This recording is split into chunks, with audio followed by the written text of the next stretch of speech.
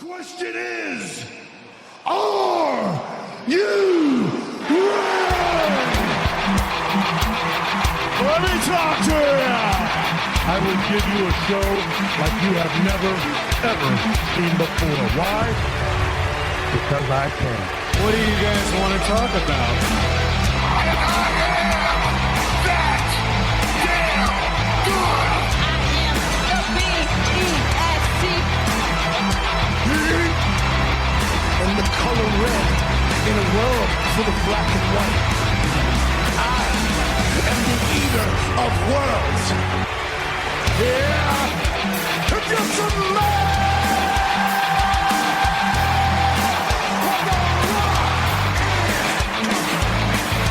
acknowledge me.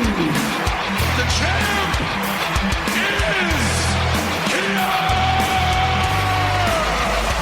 But to be the man, you gotta beat the man, and I'm saying, woo, right here. Hey, yo. The best there is, the best there was, and the best there ever will be.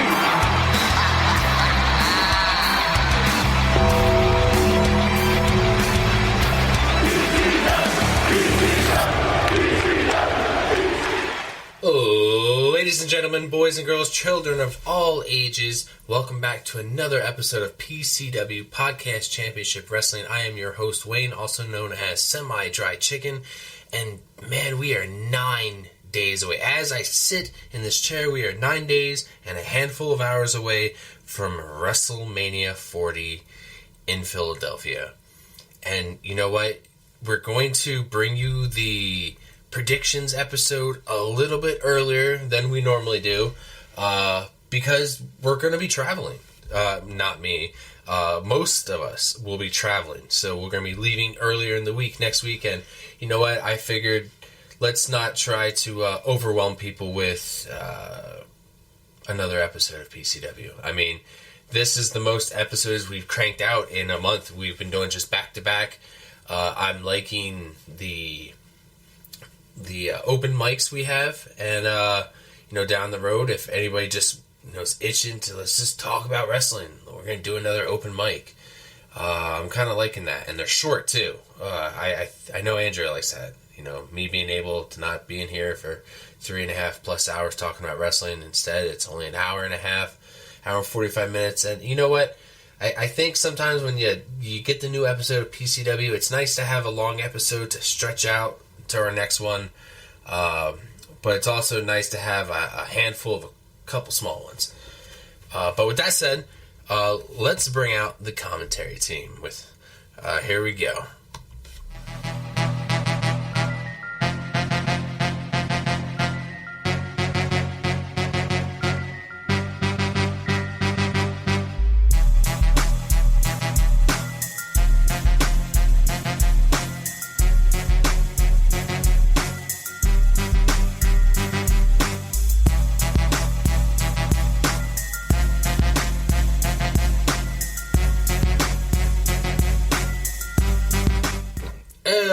Dre, what's up, man?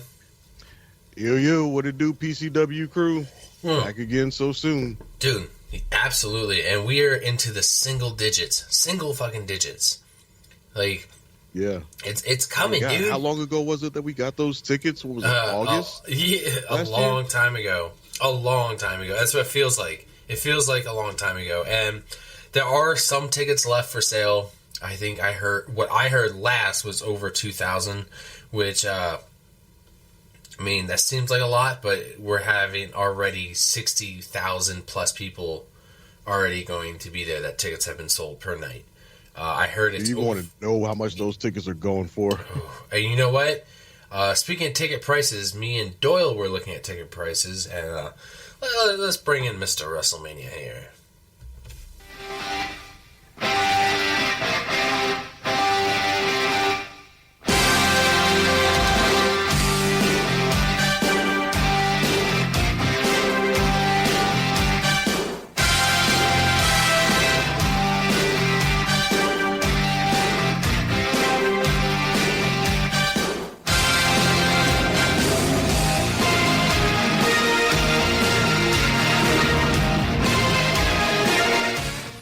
man who changes his theme song more than his underwear, Doyle.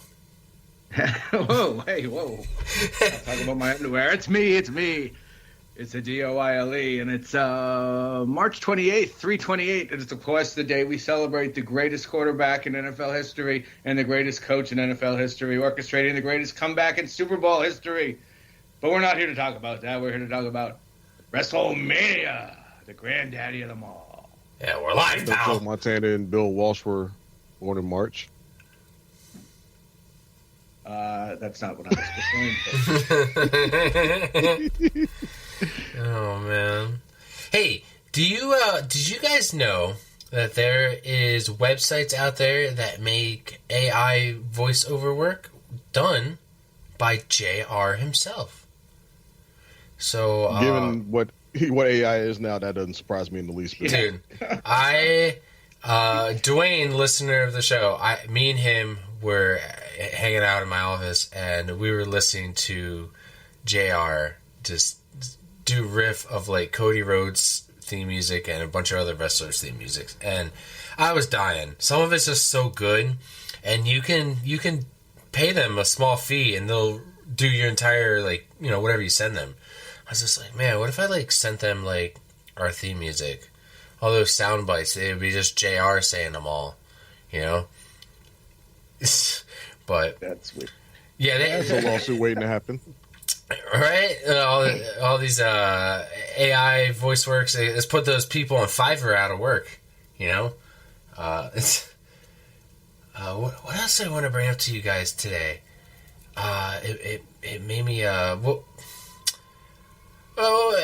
come back to me. Yes. Kind of drawing a blank here. Doyle. Yes, sir. You were sharing pictures of the arena being put together. Has anything? What's it like on the outside of the arena? Is the parking lot's full of tractor trailers and shit right now? Are there signs going up in Philly? They're starting to hang banners on the stadium itself. Yeah. There's banners around Sun City. I think things will really start in earnest next week. Yeah.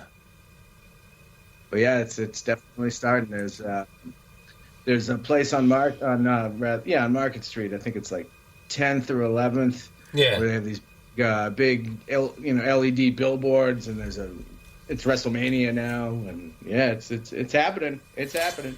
So Slowly but surely taking over.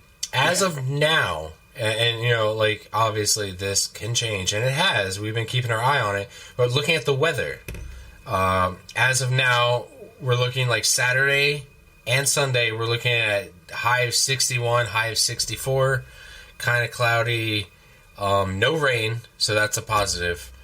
You know, it doesn't look like the wind's going to be all that bad either. So far we're in the clear. It's a lot better than it could have been, and Oh God. quite as good as it might have been. But Yeah. the key thing is the rain. We don't the no rain part is what Yeah, we're really right. looking for. Yeah, because like I was working Saturday and it was pouring pretty badly, and I'm just thinking to myself, like, this is what it's going to be like. Like, this is exactly what it's going to be like. The same humidity, the same weather, the same rain. It's going to be just like this if it rains.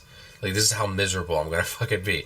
But I'm just like, I want to fucking take it, you know? Yeah, I'm gonna, it's one thing if it rains when it's 90 degrees. Yeah, right? Get another when it rains when it's 40 degrees. Yeah, exactly, dude. Like, I don't... Time for everybody. Yeah, dude. They're both pretty miserable, but one is significantly more miserable than the other. Absolutely. Yeah, me and Doyle were looking into, like, a couple minutes ago, like, what tickets were left and how much they're going for. Just out of curiosity, you know. And then I was looking at their blanket policy. We can bring blankets, because I think Carlos said something about bringing a blanket. Because, like, I've done it to football games when I was there, because of how cold it can get sometimes. But I was saying, because they got to check when you come into the gates. I was like, I should either bring, like, a massive blanket, one that can stretch out between 12 people, or just bring one of those space blankets that fold up into, like, a wallet, but then when you unfold it, it can, like, cover a Honda Civic. Yeah, the thing about the location where the stadiums are is that there's nothing around there to kick. Like, so if it's windy, like the wind comes ripping off the river, and there's nothing to slow it down, and it can get fucking cold and windy. Like, was it 2022? Whenever the Phillies, we went to one of the World Series games, and it was fucking freezing. Yeah, man. And windy, and it was miserable. And we're not like Chiefs Plus, we got to fans. factor in the time that we're going to be there too. Yeah, they say it's going to be like 60-something degrees, but that 60 is something at like 2, 3 o'clock in the afternoon. Yeah. We're not 60 degrees at 10 o'clock at night when we're still sitting there with 3 matches to go. Yeah. I mean, we're not Chiefs fans. We're not going to freeze our fingers off, at least. But you know, I'm hoping. I'm pretty confident they're going to have things wrapped up by 11:15 at the latest. I mean, they did move it earlier an hour. You think that's how long they're going to play Roman Reigns' music? What's that? You think they moved it up an hour for Roman on both nights? I said, you think they're going to really play? This and tag match alone are going to be an hour. But I say at the end of the night, do you think they're going to play Roman Reigns' music pretty long? You see what I did there? Indicating that Cody Rhodes isn't going to win. You see what I did there? But we got to get to our loop predictions. 3 times just for Roman coming to the ring. Yeah. You got to come out, stand, look, point. Halfway down the ring, stop, point again. End of the ramp, stop, point. Get in the ring, look around, point again. Man, I'll tell you what. Then The Rock comes out. Yeah. Let me tell you how this week on Raw, the whole let's all point to the WrestleMania sign. Cody telling us to point. It was so like cringy. Like I was like, dude, don't make me fucking point to the sign. It's bad enough you do it. It's bad enough that Ronda Rousey did it. It's bad, I'm not fucking pointing to the sign. Okay, I'm going to WrestleMania for sure, but not once have I pointed to the goddamn sign. And then like Rock coming out and just not saying a word, putting his hands behind his back, just whispering something to him, but not even getting a mic. And like me thinking like, as a fan, being there, I'd be so happy because I didn't know that The Rock was gonna be there, but I'd be so pissed because he didn't say anything and he just walked out. I mean, that's what we knew thus far at the beginning of Raw. That's exactly what the fans did. I'm wondering if they're trying to erase the memory of the other time Rock whispered something to Cody that we didn't get to hear. Because they're trying to make us forget about, no, it was always going to be Cody and Rock. We weren't going to, no. Yeah, but I like the way they've been using The Rock. He's actually dude. I think 5 weeks in a row now. Yeah. Which is more than he was on TV for either of his matches with Cena. Yeah. 28 and 29. And I like that he was not advertised and showed up anyway. That was my favorite part. And I've been calling for a title change or something to happen on Raw because it's so here's what's going to happen. Here's it happening. Here's what happened. It's just so repetitious and over and over. Mm-hmm. It's nice when a surprise happens. Mm-hmm. Oh yeah. Well, Mark right now is in his bag all the way. He's doing arguably some of the best heel work he's done in a long time. I wouldn't say completely the best, but I mean, when it's all said and done, this will be in the discussion when you talk about some of The Rock's best heel work. I know there was the concert thing wasn't necessarily heel-ish. That was a little bit of babyface, a little bit of him playing up to the audience, at least in that promo, even if he was dunking on the crowd and talking shit about him. But that promo he cut afterwards was top tier. That was pure Rock. And then what he did this past week on Monday, just uttering words and that beautiful chef's kiss, old school outside ass whooping he delivered to Cody. And how lucky were they that it was raining? Yeah. It just made it even better. Oh, yeah. Like, guys, I've watched it a couple times. I think Cody was using fake blood. I think so, too. That was way too red. I think so, too. Why are you stabbing yourself in the forehead during a promo? Is it really worth it? Yeah. It's kind of crazy that you would think that the son of Dusty would use fake blood and wouldn't just blade himself.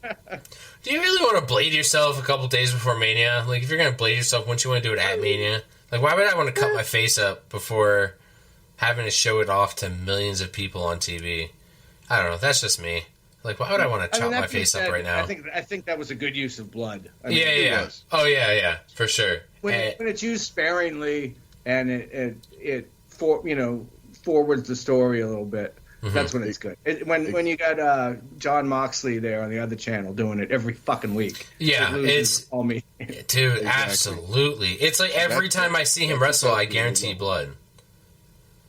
So yeah, and it took that segment to a new level. The moment we saw blood, we was like, oh, this ass whooping. Yeah, and if there was, I'm gonna just beat on you a little bit and just throw you into the trailer and act like nothing happened. Like, no, that took it to the next level. And let me ask y'all, were y'all just like me when Rock was whooping Cody's ass out there, and then y'all saw that little overhang area?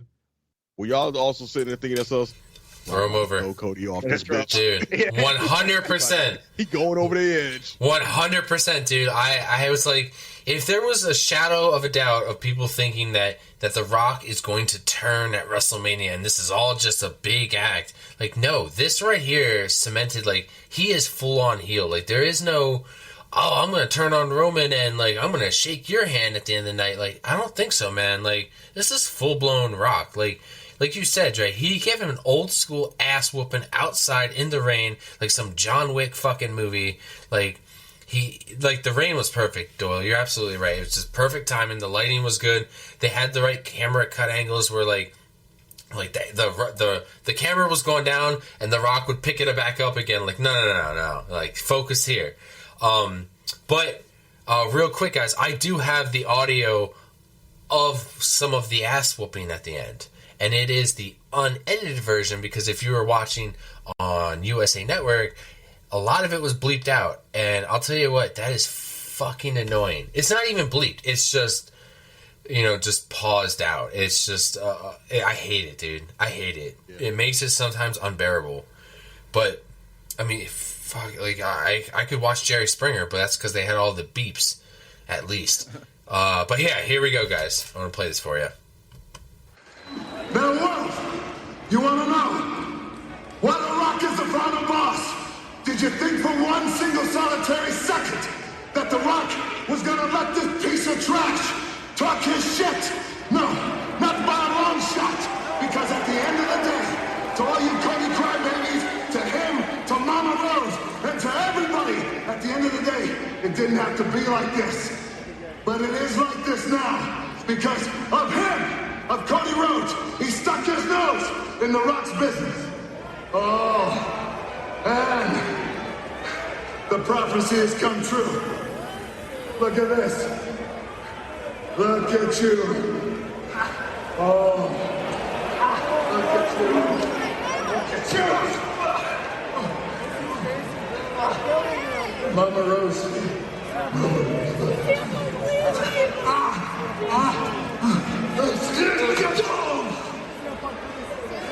Mama Rose! Look at him. Now, Mama Rose! Rock has been special. Look at this. Yes, you're right. The Rock is a man of his word. He said he's going to put your son's blood on this belt. And at WrestleMania, your son's blood and your tears. Yeah. Look at this. Get in here, close cameraman. Look at that. Look at this. Mama Rose. There's your blood. There's your blood. There it is. There it is.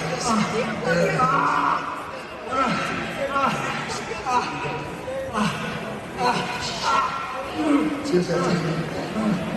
Mama Rose. Look at your boy. Look at your boy, Mama Rose. Look at your boy. Look at the blood. Mama Rose. At WrestleMania, this is going to look tablet to your son. Your son's blood on Johnson's hands. Your daddy talked about hard times. He doesn't know about hard times. But you're going to know about hard times, boy. You gotta know about hard times. The Rock is gonna run you about hard times. For life. The Rock and Cody Rhodes, hard times. Because this is what happens when you fuck with the final boss.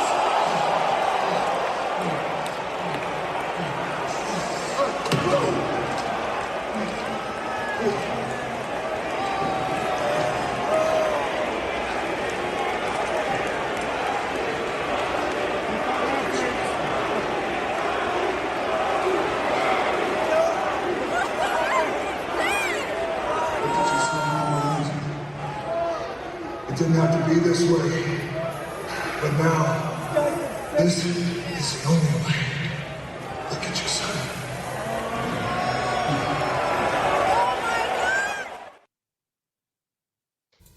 Ooh. Now So beautiful.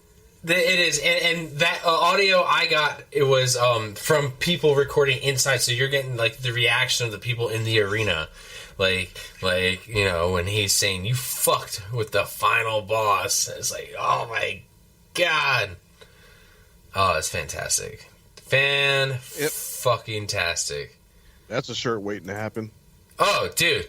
Don't fuck with the final boss. Oh, dude, you're already Especially making if it's Attitude Era. Yeah. Like, don't F Brahma Bull CK with the final boss. Yeah, didn't they have like a Stone Cold one very similar?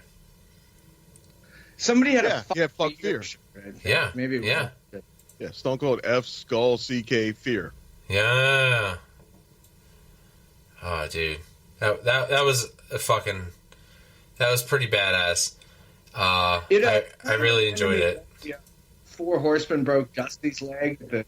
While he was pumping gas. Remember that? Mm-hmm. It kind of reminded me of that. Oh my goodness. Maybe it was.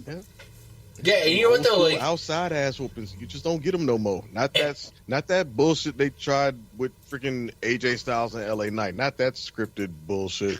I mean, I thought that was kind of cool that he showed up at his house, because it's normally the heel that shows up at the face's house. It's not the face normally showing up at the heel. It's happened before. Triple H showing up to Randy Orton's house after he assaulted, you know, Stephanie, beat his Austin ass in his Pillman. house. Was that? Austin Pillman, where Pillman pulled a gun on him. Remember that? Yeah, there was that. I thought that LA Knight AJ Styles segment was stupid as shit. First of all, when do the cops pull up to somebody's crib when two people are fighting and only arrest one? Well, that's happening. They taking y'all both in and then they sort it out later. Any reason ever? Yeah, but I'm saying they usually take both people in and then sort it out later.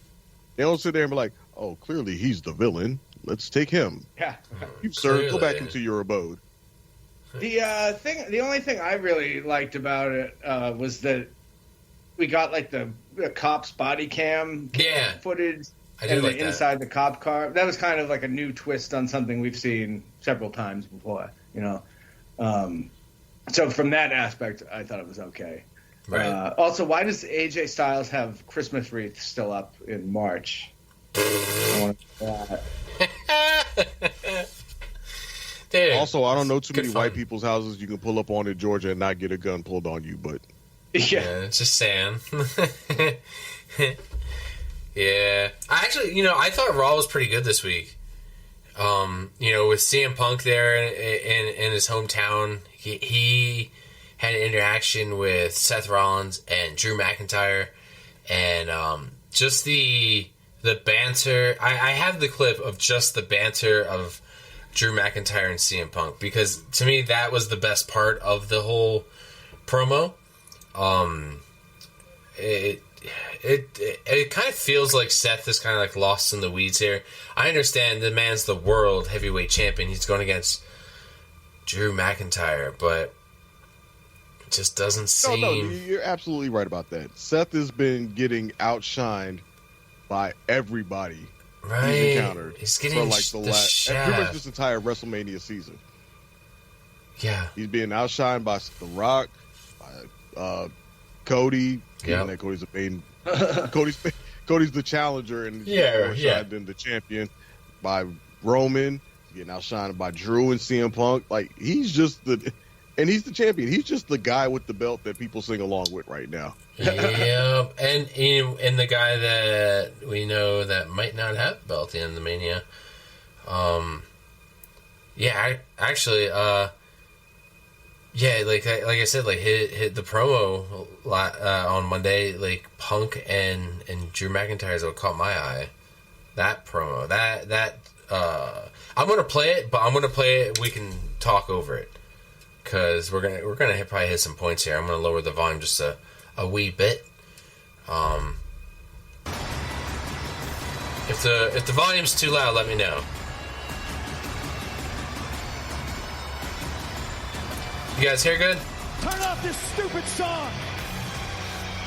Turn the stupid song off. Nobody wants to listen to that.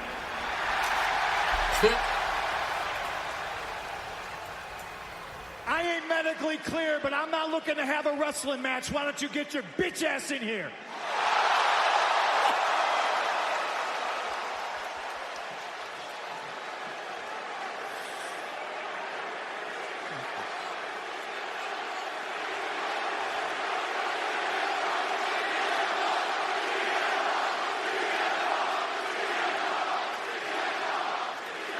Apparently, these three were given a good deal of leeway to get to in this that ring promo right exchange. now and beat your arse, but Punk, don't you remember what happened last time we were in the ring together?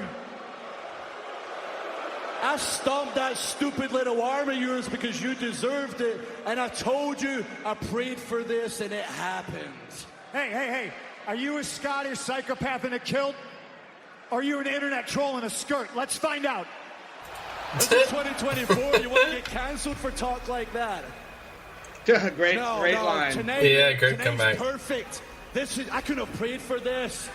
You're in the ring injured, Punk. We're less than 2 weeks to Mania. We're in Chicago. Drew McIntyre is in the world title match. This is divine intervention. That's what this is. Wrestling gods. Oh, man, I just realized I'm wearing this shirt.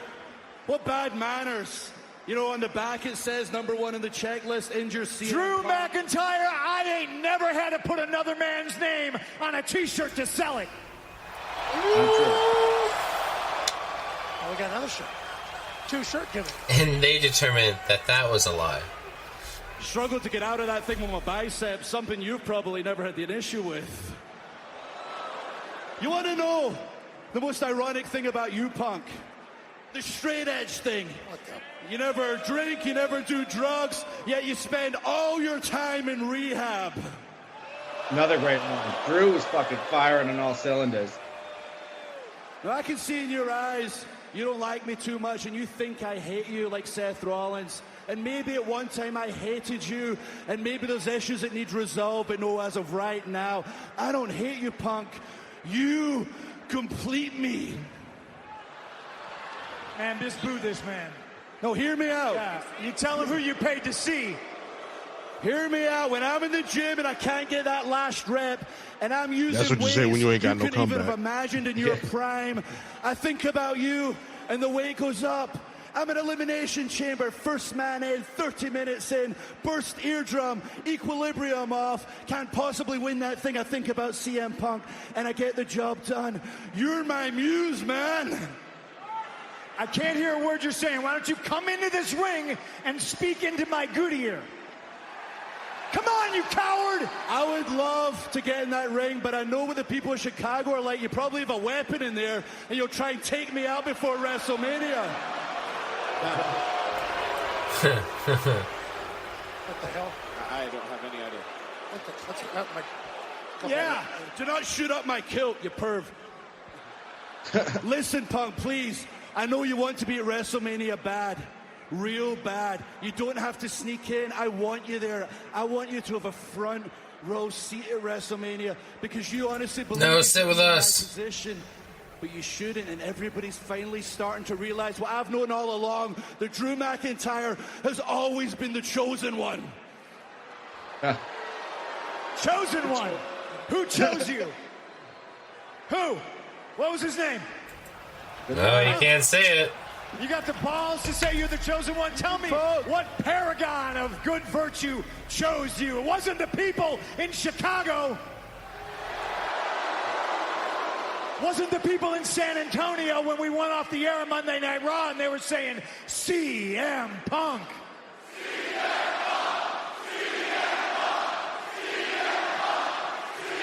Punk, please, keep going. Get it in while you can, because you're going to be out for months still. This is your moment. This is exciting. I feel like a fan sitting here. But anyway, if you want to be part of the show, maybe, since I'm on the commentary desk of it, an idea, I want you to have the front row seat. You're only good at talking, running that mouth of yours, so why don't you maybe be the guest commentator for the world title match and have to watch Drew McIntyre finally have his moment and raise that World Heavyweight Championship with live fans in a stadium. Oh. I like that, Cole. Shut up, McAfee. Yeah, and then you get, Seth Rollins coming out. And I remember, Punk just God damn it. Here comes the other one. Yeah, here comes the fucking other one. No, it was a great promo. I think Drew's been doing great heel work. Sometimes that's just some of these wrestlers need. They just need a turn, like a face or a heel turn, and just it's refreshing after a while. And we're seeing that with Drew McIntyre. They can actually be invested in. Yeah. We don't know that Drew was invested in being a babyface. He was a babyface because he was popular with the fans, but was his heart really in it? Was he really invested in that? Was he able to really be more of him, be who he really sees himself as? Yeah. Because to me, this feels more than, I think why this is working so well is because it feels so natural. Mm-hmm. He probably has a very snarky attitude. He probably does a whole lot of, is an inherent troll. Not necessarily saying that in a negative way, like he's an asshole, but he probably just has that troll streak in him, that troll bone in him. He has that little bit of pettiness in him. And now, as in this current iteration of his as a heel, he's just able to, utilize that. He's able to bring all his tools to the forefront in this current iteration of him as a heel. And that's why it's probably working so well and resonating with fans. Yeah, I mean, they say, the most successful characters are your real personality, but turned up to 11. And I think that's probably closer to what he's doing than he's been. Because he isn't that aw shucks, kind of baby face. At least he was when he was younger. When he was doing the Chosen One gimmick. Mm-hmm. He's much more, he's a ball breaker, kind of. I think he's doing the best work of his career. Yeah, I mean, and it's not just in the ring and on television; it's extended online. His troll game online is jeez. His use of social media is second to none, and that's where the next frontier is. Mm-hmm. In terms of building feuds and whatnot. They got him showing up to. The bakery that CM Punk was eating from when he was fired from AEW, and it's kind of insider shit a little bit, but if you know, and even if you don't know, it's still entertaining. Mm-hmm. And doing it online is the perfect place to do that because that's where all the internet smarts or whatever are at. So they do that, and they're instantly going to pick up on that. Yeah, I mean he had a video. Yeah, he had a video. He was doing tricep extensions, and he's like, "Oh, they never skip me triceps." Dude, that's fucking great. Yeah, troll is the perfect word for it. Yeah. Now, listen, when we go into these the matches here on this card, now we are kind of putting this out a little bit earlier. No, only like a week earlier. So things could change on the card. People could be added. We might guess who we think could be added to certain matches, certain stipulations. But overall, I think this is the card. There's only 10 matches so far. Well, we're definitely going to get Bianca in some capacity. Oh, exactly. Yeah. I think that's really the only remaining question. I mean, they have a picture on the stadium. Yeah. Yeah. I mean, we'll talk about that, what matches we'll think we'll still have and who we think will show up. We'll save these. They have, as of right now, Night 1 and Night 2 both have their main events. All of these other matches, all 7 other matches are TBA. Like, we don't know what night they're going to be on. So, why don't we break into the first 7 matches, then we'll get into Night 1 and Night 2 main events, and so on. I'm just going to go in the order that they're listed. I don't think these are how they're going to kick off the show. I mean, I really, at this point, I can't tell you how the cards are going to be stacked, who we think is going to kick off the show night 1 or night 2. So far they have, as the first match, they have Io Sky as the champion, the WWE Women's Champion, going against Royal Rumble winner Bayley for this year. I think with the storyline with Damage Control, I think we all know this was kind of heading this direction. And honestly, I think we all know that it's heading in the direction that I feel Bayley's going to get her WrestleMania moment. She's going to leave with the title, and then get a nice summer run. It really isn't much to it. I mean, it feels like some of these matches are kind of predictable. Not like the last pay-per-view we had predictable, like Elimination Chamber, but like I think we can kind of put our finger on what we can guarantee is gonna happen. But Dre, are you feeling the same thing I am? Like it's guaranteed with the way the story is laid out that we're gonna get Bayley as champion? Oh yeah, I think it's almost certain. Mm-hmm. I mean, the way this thing's played out, obviously Bayley is now the darling of the fans now, having turned there. She's getting the appreciation shown to her now for all the work she has put in. Yeah. And Io's had a good run as champion. Right. Started off a little bit rough, but she's turned it around and looks like a strong champion. But yeah, at this point, she's more than likely going to drop the title to Bayley, and then we're going to get Bayley as a babyface champion, and then we'll see what happens with Damage Control from there. Probably continuing on into feud with Bayley for some extended time. But yeah, Bayley's going to get her WrestleMania crowning moment of becoming champion and all that. Hell yeah. I'd be shocked if she lost. Doyle, do you think Bayley's going to switch her music up? I hope. I have a note about that. I'll get to that. Yeah, go ahead. So what do you think? What do you think, man? Well, you know, we all saw the Bayley Damage Control breakup coming a mile away. You know, it was kind of maybe too long and drawn out. Yeah. You know, kind of paint by numbers a little bit. But this is going to be a fucking banger. You know, this might be in conversation for match of the show. And if you're one of the match of the shows at WrestleMania, it means you're one of the matches of the year. So I think that we might be looking at that. I mean, I fucking love both of these wrestlers. Io, you know, fucking genius of the sky. What an apt nickname. You know, she's going to do something fucking crazy. Maybe multiple something crazies.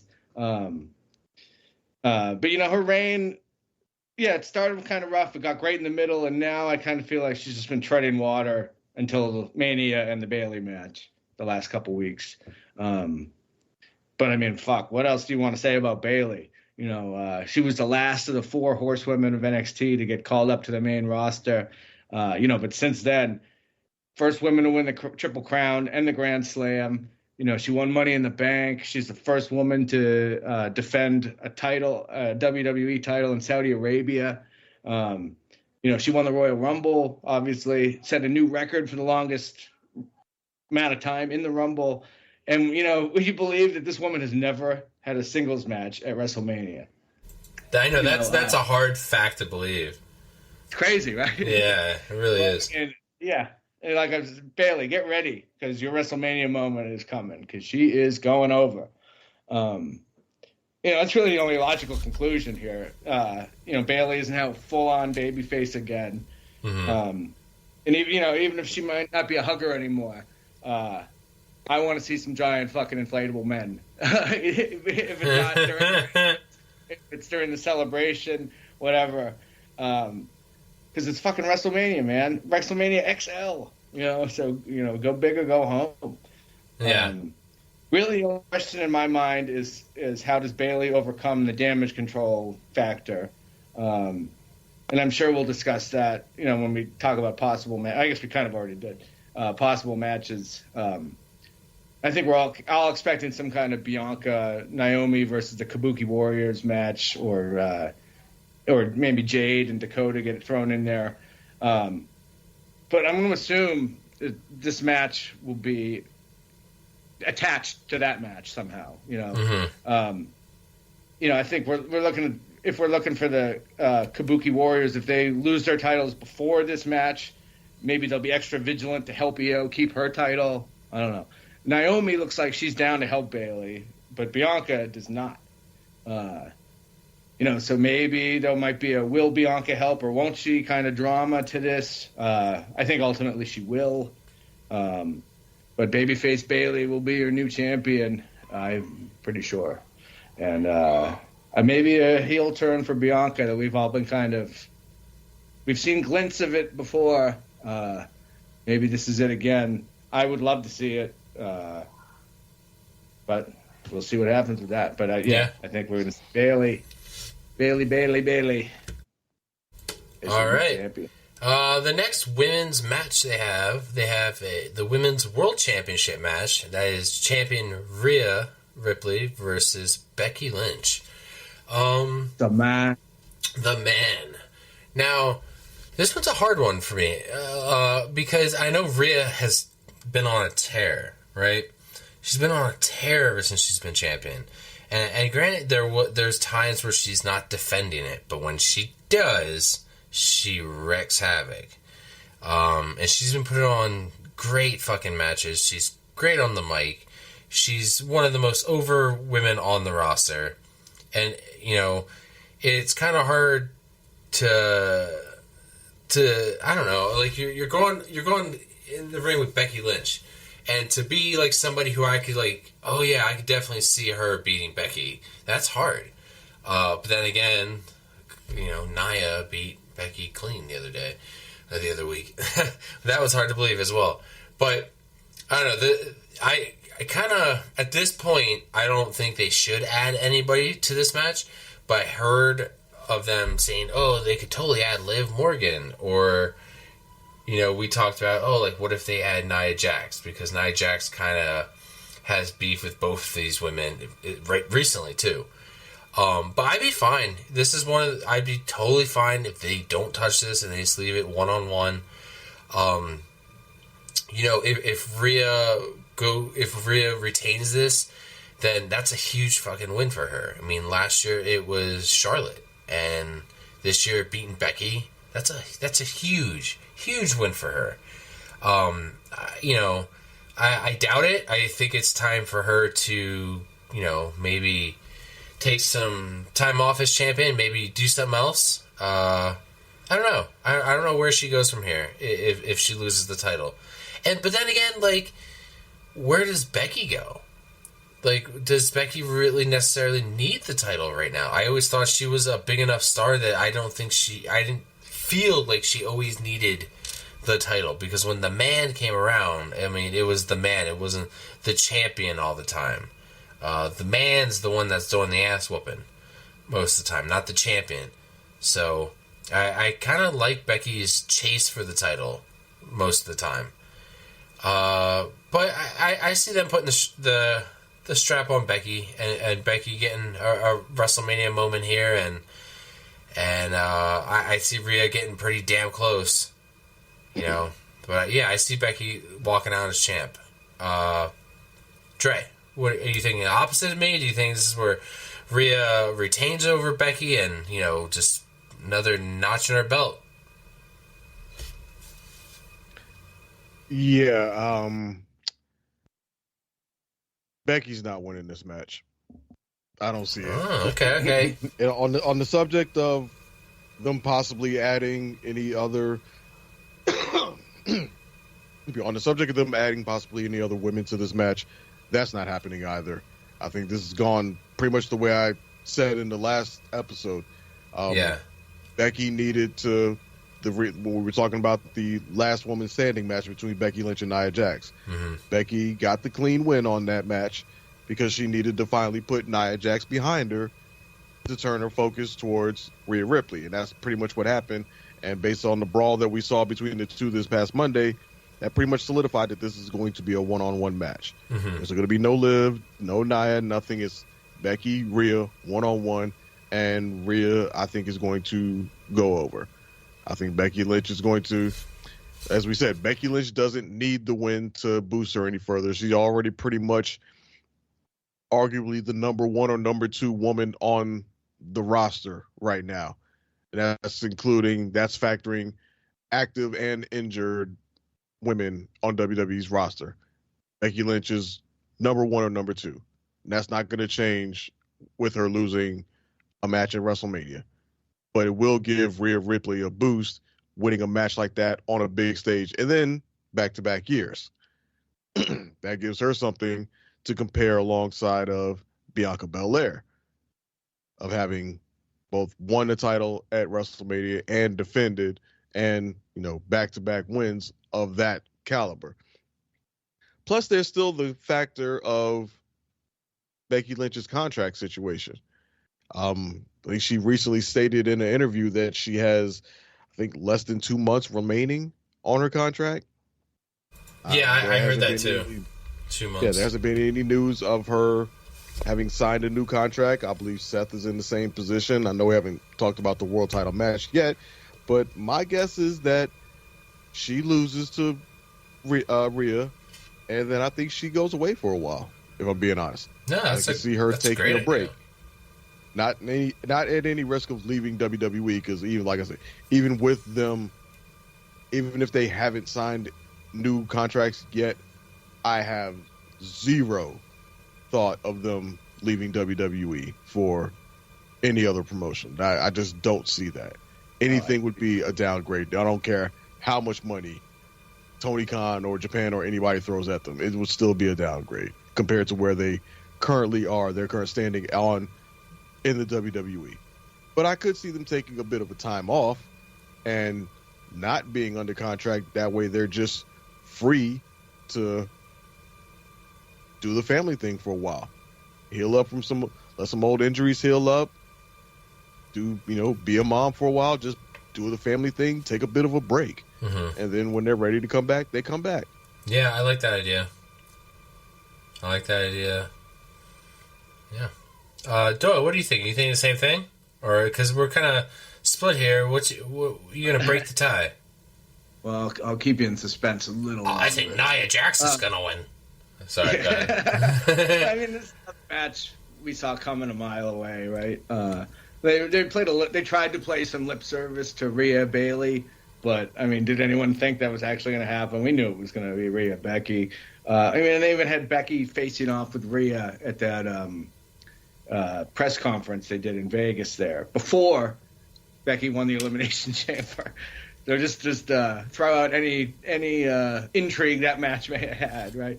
Even this kind of been sort of a ho-hum little build until the other night when Rhea went after Becky's kid, right? And as the late great Jerry Jarrett told us, personal issues draw money. And up until a few weeks ago, I thought it was a foregone conclusion that Becky was going to win this match, and I selfishly kind of wanted that because if Becky isn't my number 1, she's my 1A. I really like Rhea a lot too. She probably is 3 or 4. But I've done a complete 180 on that. And I think it's a near certainty that Rhea is going to retain. I expect to see a really good to great match. Yeah. But I just can't see them taking the title off of Rhea right now. But, well, two buts. And I guess a third if you want to count the contract thing. Number 1, Becky has just released a book, another in the seemingly endless stream of wrestling memoirs, my autographed copy of which is somewhere in the mail as we speak. And there's certainly a world in which, they want her out there promoting this book with a belt on her shoulder. The second thing, and I mean, kind of through no fault of Rhea's, not Rhea's fault, but like, there hasn't been a single solitary second here where we've thought her title reign was in any danger at all, right? It's kind of like the reason it's so hard to make a good Superman movie. Because how do you pose a credible, narratively compelling threat to a character that's basically invincible, right? So they got to find something, and it's not Rhea's fault. I think she's fucking fantastic. The opponents, I just don't think have been there for her. The closest was probably the last match with Nia Jax there. But But yeah, I mean, I just don't see them taking the title off. Or I'll be there and I'll be waving my Irish tricolor and I'll be whoa, and But I think Rhea is going to retain, and I'll be just fine with that outcome as well. Yeah, I mean, the more and more you guys talk about it, it is very convincing. But 2 months, I can't. What would she do in those 2 months? She's got left. Like, can you squeeze another drink feud a pint out? of the black stuff. Yeah. Maybe get in a feud with either have a rematch with Rhea Ripley or get into a feud with somebody else and get kayfabed injured. What is that called? Wrestlemania Backlash? Is that what they call it? It's just Backlash now. Traditionally, They took the WrestleMania off of it. Oh, thank God.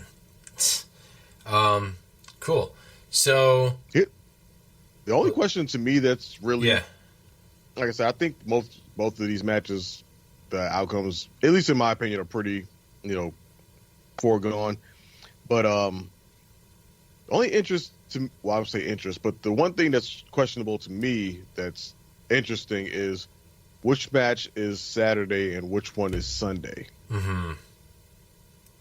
That's to me, that's where that thing I'm mostly curious about. Does the women's world title match open go on Saturday and then, Well, Io and Bayley go Sunday? Because I know it's a 2-night event and they try to balance it out, but I still think in most people's eyes, Sunday is still seen as the bigger card or the main event in terms of things. I think before the tag match, this was on track to main event night 1. That's why they were like, they've been hyping this match for a long time. I think. What, Becky and Rhea? What's that? What, Becky and Rhea? Yeah. Huh. I think they've been wanting to put a women's match as the main event for night 1. Anyway, now they got 2. But then they decided to do this tag match.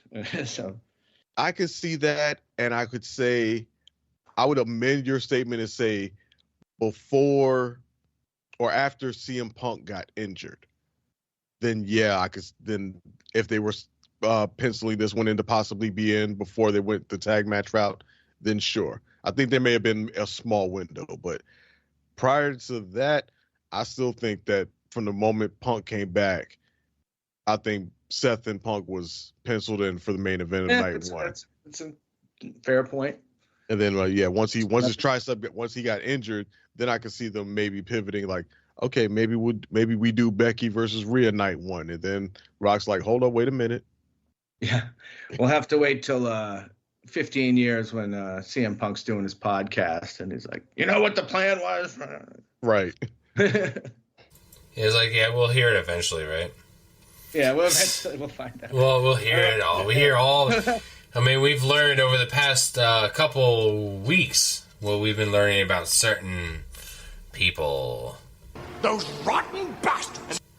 Yeah, we're learning a lot of interesting things about certain people. Speaking of which, on the subject of Becky's book, yeah, didn't realize her and Finn was a thing back in the day. Oh yeah.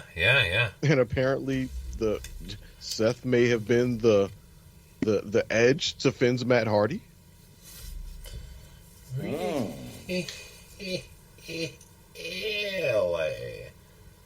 I think Seth also dated Sonya Deville. Really? Yeah. Before she realized she was a lesbian? I was gonna say I don't know if she. Yep. As far as I know, I don't recall her being bisexual. I mean, I could be wrong. I thought she was. I could be wrong too, but lesbian. Yeah. I mean, she just recently got married to. Yeah, she did. Whatever. Cool. I love just hearing that little nugget of tea, though. Just to find out what happened. What was the deal with that? Yeah, maybe. I knew that. The girl from Finn Balor had a little. Tracking hasn't updated for over 48 hours now. So God knows where it is. But if it ever gets here and I ever read it, I'll let you know. Yeah. I knew that little coup de grace from Finn Balor to Seth Rollins had a little extra spice on it. Hey. Well, speaking of Finn Balor and Damon Priest got a put up their undisputed WWE Tag Team Championships. Not just one, but both titles in a 6-pack tag team ladder match. So far, we have DIY, Johnny Gargano, Tommaso Ciampa, versus The Awesome Truth, Miz and R-Truth, versus The New Day, Kofi and Xavier Woods, versus whoever wins the SmackDown tournament. And it looks like here... God. Street Profits versus A-Town Down Under. Oh yeah. Yeah, and then we got Legado del Fantasma versus New Catch Republic. And I see it getting down to I think Legado del Fantasma I don't think they're gonna win that. I think it's gonna be New Catch and it's gonna be down to like the Street Profits. And then I think I'm pretty sure out of these 4 teams, I feel like the New Catch Republic will be the ones to be in the match. I think Street Profits. Well, see, here's where we get into not knowing the rest of the card, right? Yes. Like, is there going to be a Legado LWO faction fight? Yes. If there is, Legato's not going to be in this match. Yep. Are we going to see the Final Testament and Bobby Lashley and the Street Profits have a yes, a stable fight? And if we are, the Street Profits won't be in their match. But also, do we need 2 gang fight matches? We don't. We don't. Not. But we don't have a Andre the Giant Battle Royal this year. It looks like so, or this might be those might be SmackDown before Mania matches. We've seen that because they moved the Battle Royal to SmackDown one year. Maybe even last year. So I could see that happening. Those 2 matches you just said, they could totally happen on SmackDown. Would it make sense? No. They could, because if you need something for that final SmackDown and the go home show, obviously we're going to get the finals of this tag tournament to figure out who the other team is, which still leaves one team wide open, right? Isn't there still one team unannounced? Still one surprise team left? We have 4 teams. There's 2 slots, and we're supposed to get them filled on SmackDown. Yes, okay, so is it? Oh, right. Because those 2 matches are determined the 2 slots. Legado and New Catch. The winner of that goes to the 6-pack, and then the Street Profits, Street Profits, the winner of that. Is there another team in NXT that's also the Catch something? Maybe Chase University. No, it's like there's a faction I think called like the something catch something. It's like how many catch teams do we fucking need? Yeah, I don't know. Apparently, catch is a popular thing with the Europeans. It's very catchy. Hey, yes. but looking at all these teams, yeah. do any of them look like they have any real no shot? Quarter Dude, catch crew. No, not at all. Like Dre, like I'm looking at this. None of these teams look like they have taking those titles off of Finn and Damien. Like. So okay. This feels like what the Andre Battle Royal was in the past. Just a match to fill out to get as many people on the card as we can so they can get their WrestleMania check. Let them go out there, let them cut a fool because it's a 6-pack challenge, which means everybody's going to be in at the same time, right? Is it? Is it? Yeah. It's a ladder match. Yeah. It's a ladder. Oh yeah, it's a ladder match, which means this is totally going to be a showcase, and it's just going to be nuts, and everybody's going to be doing all kinds of wild shit, and it'll be a spot fest. The only outcome of this match to me that would be worth a damn would be a split decision. Yeah. Basically, 2 teams make it to the top. 2 teams, like I say, they have a Raw and a SmackDown belt. Oh, one dude. of each. You got to grab both. Both teams get up there, and one team grabs the Raw belt, one team grabs the SmackDown belt. We get a simultaneous finish. You're right. Like say for example, like Finn and Pete Dunne are both up there. Finn has his hand on the Raw belt. Pete Dunne has his hand on the SmackDown belt. They both fall at the same time with the belts, and now and you finally split these fucking belts up again. Yeah. Oh, I had the exact same thought. Dude, I do too. That's pretty damn smart because. Like the 2 types of teams, if we're looking at Judgment Day losing, see it could go 2 ways. Either Judgment Day retains all the gold at WrestleMania, their gold, or they lose it all. because they've been just holding on to it for so damn long. But like this one, like I could totally see them giving DIY and the Miz and R-Truth. I was gonna say Miz and R-Truth was my pick. I could see them splitting the titles up between those two teams. It's sad that we can't talk about the New Day in that aspect of being, you know what I mean, being part of those last two teams we could see with the titles. It just seems like the New Day has just fallen off as of late. Honestly, I mean, they've also had so many damn title reigns. They don't really need them. They don't need them. No, you're right. They don't. But when it comes down to like, if we're possibly looking at two teams walking out with gold, the New Day is not in the discussion. It just looks like DIY has been getting pushed, and Miz and R-Truth has been. I can see Miz and R-Truth getting their one last title run, and Johnny and Tommaso getting their first title run. So, I mean, yeah, that's how I see it too. The problem with that though is they're all on Raw. I know that's a problem, but it's only a problem if you make it a problem. Yeah, it's only a problem if you make it one. And does it really fucking matter? Yeah, draft trade. You know, will it even matter? Remember how much we railed against that last year when they did the women's titles? Oh, I know. Yeah, and now nobody cared about us. yeah, but now it's like it's the norm. We've gotten used to there being a WWE women's title and a world's women's title, and you know, where I think they also are kind of like, fuck the draft. I prefer it the way it is now. I thought it was stupid to tie them to the shows because they got fucked up multiple times. Yeah, I agree. The lineage is all fucked up.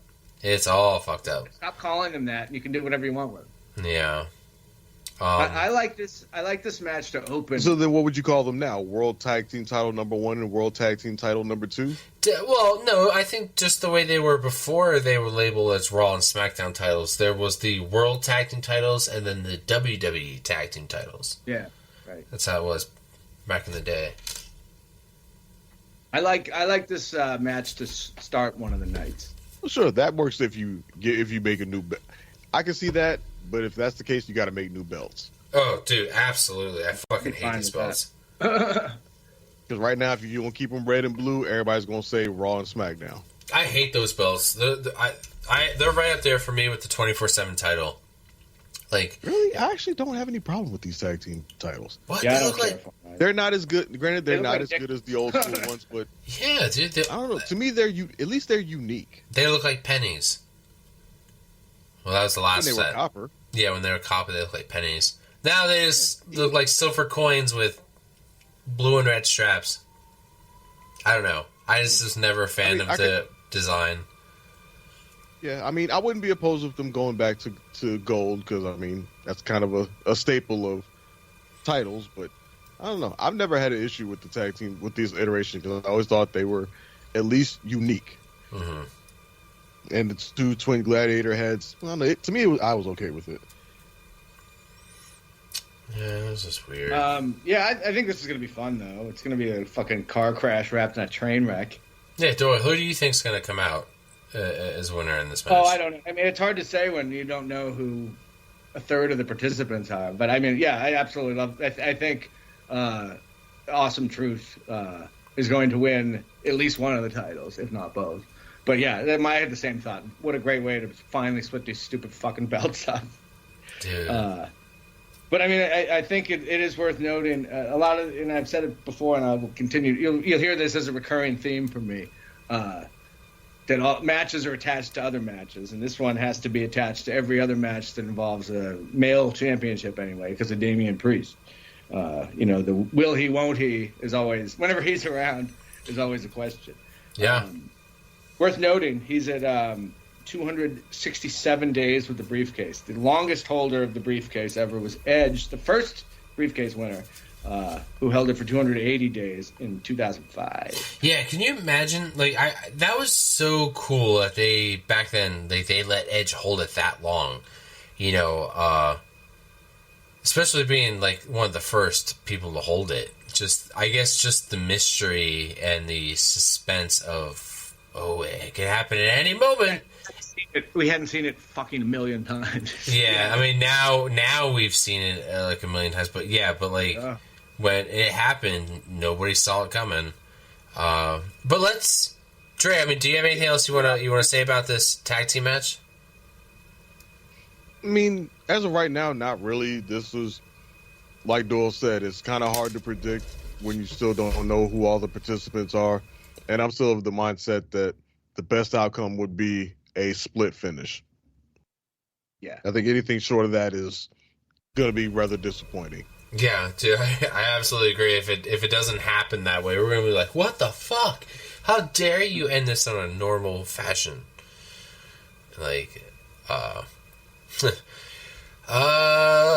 Next on our list here, speaking of championships, we have Intercontinental Champion Gunther versus Sami Zayn.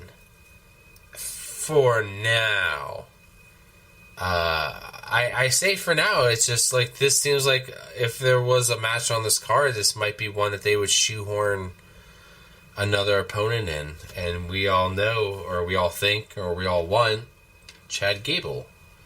Will it happen? I don't know. But as of now, the way the card looks with Sami Zayn versus Gunther, I unfortunately see Sami Zayn losing.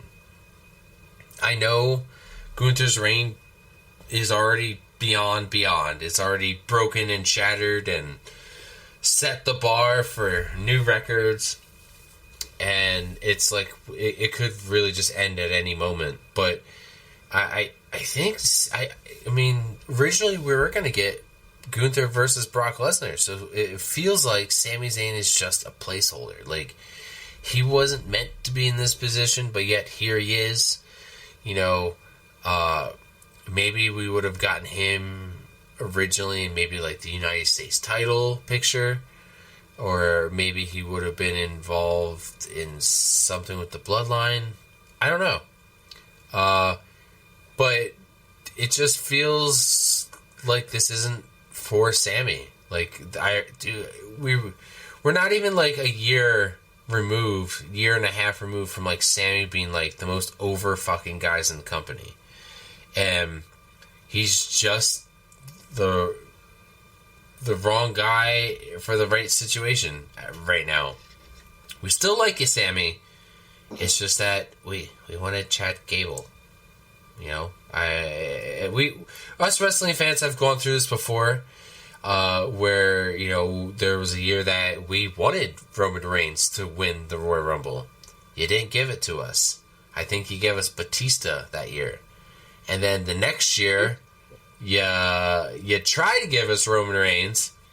You haven't win the Rumble, but it wasn't. Yeah, and we didn't want it. We didn't want it then. We didn't want it. We wanted somebody else at the time. I think it was Daniel Bryan, maybe, or somebody like that. We wanted somebody else to win it, and even The Rock was even there to hold up his hand to be like, "This is the guy." It's like, no, not now. He's not the guy. I mean, he becomes the guy, but right now, no. So it's just unfortunate, Sammy. It's just the timing. I'm sure he'll put on a hell of a match. He'll come pretty damn close too. I think he'll come pretty damn close. But as it sits, I see Gunther retaining, and maybe, you know, since we're hearing rumors of maybe Brock Lesnar's not in as much trouble as we thought he was, I mean, maybe they're holding out until SummerSlam. Maybe they're going to hold out until summer, until Brock can return, if he returns. I don't know. So, Dre, what do you think? You think the same thing I am, or are you just like, oh, no, this is where Sammy gets his title win, he gets his moment? Fuck no, Sammy don't get his damn moment at this shit. This is Gunther all day. Yes. I think the plan was, like you said, the plan was for Gunther to have a WrestleMania match, and I think the original plan was for him to get the rub from Lesnar that would put him on the next level. And just because that can't happen no more, damn sure don't mean you job Gunther out to no motherfucking Sami Zayn. Nah. Gunther about to beat the dog shit out of this man. And in regards to any possibility of Chad Gable being put in this match, I think just like the women's world title match, I think that was put to rest this past Monday when they had Chad Gable turn into a fucking life coach for goddamn Sami Zayn, trying to coach him, tell him, this is what you're doing wrong, this is why your head's not in the game, and all that other bullshit to try to fucking help Sami Zayn. He ain't do nothing but help Sami Zayn wear his ass whooping at WrestleMania. I would much rather see those roles reversed. No, I'd much rather just see freaking Chad Gable getting his match and trying to have his moment. Then there might have been some actual intrigue and an actual real conceivable possibility of Gunther dropping the title. But him trying to, what, freaking Sami Zayn gonna be the valedictorian of fucking Alpha Academy or some bullshit? Nah, fuck out of here. I think Chad's going to be in his corner like a coach or something. I hope Chad throws the goddamn towel in on him. I could say that. I hope Chad throws the towel in on him. I was just going to say that. I bet that's what's going to happen. No, dude. His ass. Nah, he's not going to throw the towel in. He's going to let him fucking kill him. And Gunther's like, if he dies, he dies. No bullshit. That would actually be a great fucking finish. Oh, I actually think that would be a great finish. Now that I was just bullshitting about it at first. Now that the more I think about it, that would be a great fucking finish. Like, Sammy doesn't quit. Like, so Sammy still gets to look good. He still looks like the guy with all the heart in the world. And Gunther just looks like an absolute beast and just beats the living dog shit out of Sammy. But Sammy doesn't quit. And then Chad Gable is forced to quite literally throw in the towel for Sammy. And then Sammy ends up holding a grudge against Chad Gable. And then you can come out of WrestleMania and go into a fucking Sami Zayn, Chad Gable feud. That was exactly what I wrote in my notes. It writes itself because it's you know what I mean? Like they've set it up for such an easy storyline. Like if they don't go with it, it's foolish at this point. But no, good writing, Dre. Good writing. I mean, I love both of these guys. It's funny. Sammy's Mania match from 38 with Johnny Knoxville was my 2020 match of the year. Gunther's Mania match for 39 with Drew and Sheamus was my 23 match of the year. So I think this is probably going to be my 24 match of the year by transitive property or something. No, I don't really think that's going to happen. A girl can dream, though. This is going to be fun, I think, again. I think you're going to have 60,000 people fucking hanging on every false finish or whatever. But, yeah, I don't think Sammy's going to win. But, you can't – heels have got to start winning some of these matches, right? You can't have every plucky underdog winning or else they'll stop being plucky underdogs, And if you got Bailey, and I don't know who you have on your scorecard, but if you got Cody, you can't have another another protagonist overcoming the odds. They can't all overcome the odds, right? But it does beg the question: if not Sammy, who? And I'm kind of the mind, and I think I've stated this before. I don't think it's going to be anybody. I think a few more months go by, he gets whatever visa issue he's got settled. And about 5 months, you get that at the end of August, Bash in Berlin. And I think that might be the time to do champion versus champion with Gunther as the IC champion against whichever world champion makes sense at the time, whoever that is in 5 months. And maybe that's where he wins both titles and, vacates the IC title, Ultimate Warrior style, if you will. And nobody ever ends up beating him for the IC title. Because it's like he's been through fucking everybody at this point, except for like the top level main eventers. So somebody's going to have to beat him at some point, And boy, am I off track. I think it's gonna. But on the subject of that, I still hold out the possibility that Jey Uso could be the one. Yeah, I mean, he's certainly on this. He had a shot. What happened? Jimmy interfered, right? Yeah, he had a shot. Yeah, he did. I still think he had a shot, but Jimmy there was no story there. There was no build up. Like, we see Jay as being a top singles competitor, but I don't think we view him as a champion yet. And at some point, I could see there being some sort of build up to where, okay, now it's time for Jay to actually become a singles champion. Right. And I can see him, and I can see part of that elevation and that build up of them building him up to be the one to actually potentially dethrone Gunther. Not saying it is going to happen, but out of anybody on the roster that I could see doing it, that's not a already world champion, I think Jey Uso is probably the best candidate I can see, not named Chad Gable. It could be. But as you were saying before, I interrupted so rudely. Oh, I don't know what the hell I was saying. I think I was talking about the other. Getting way off track. Well, we can roll into the next match. You guys are ready? Yeah, let's do it. Okay. Yeah, I think we're all still advocating for the throw in the towel thing. Yeah, I love that idea though. I mean, Anderson, Philly, Rocky Town. Fuck, dude, you're absolutely right. Fuck, what? Okay, wild. This is crazy. Highly doubt it. Very crazy. Could happen. I know they're trying to get Sylvester Stallone, right? Being fucking Sam. Nah, dude, make him in Sammy's corner. I watched Rocky 2. I've watched it very recently too. God damn it. Sly and Chad in Sammy's corner. Like Sly in Sammy's corner, and fucking Dolph Lundgren. Oh my god! If he dies, he dies. Dude, we're writing a way better Wrestlemania than they could ever give us. Oh my gosh. Okay, let's see how we can fuck this match up. LA Knight. Versus AJ Styles. Heel AJ Styles. Everybody keeps forgetting is happening on this damn show. I know. These two guys are getting, I feel like, shafted. They're still on the card.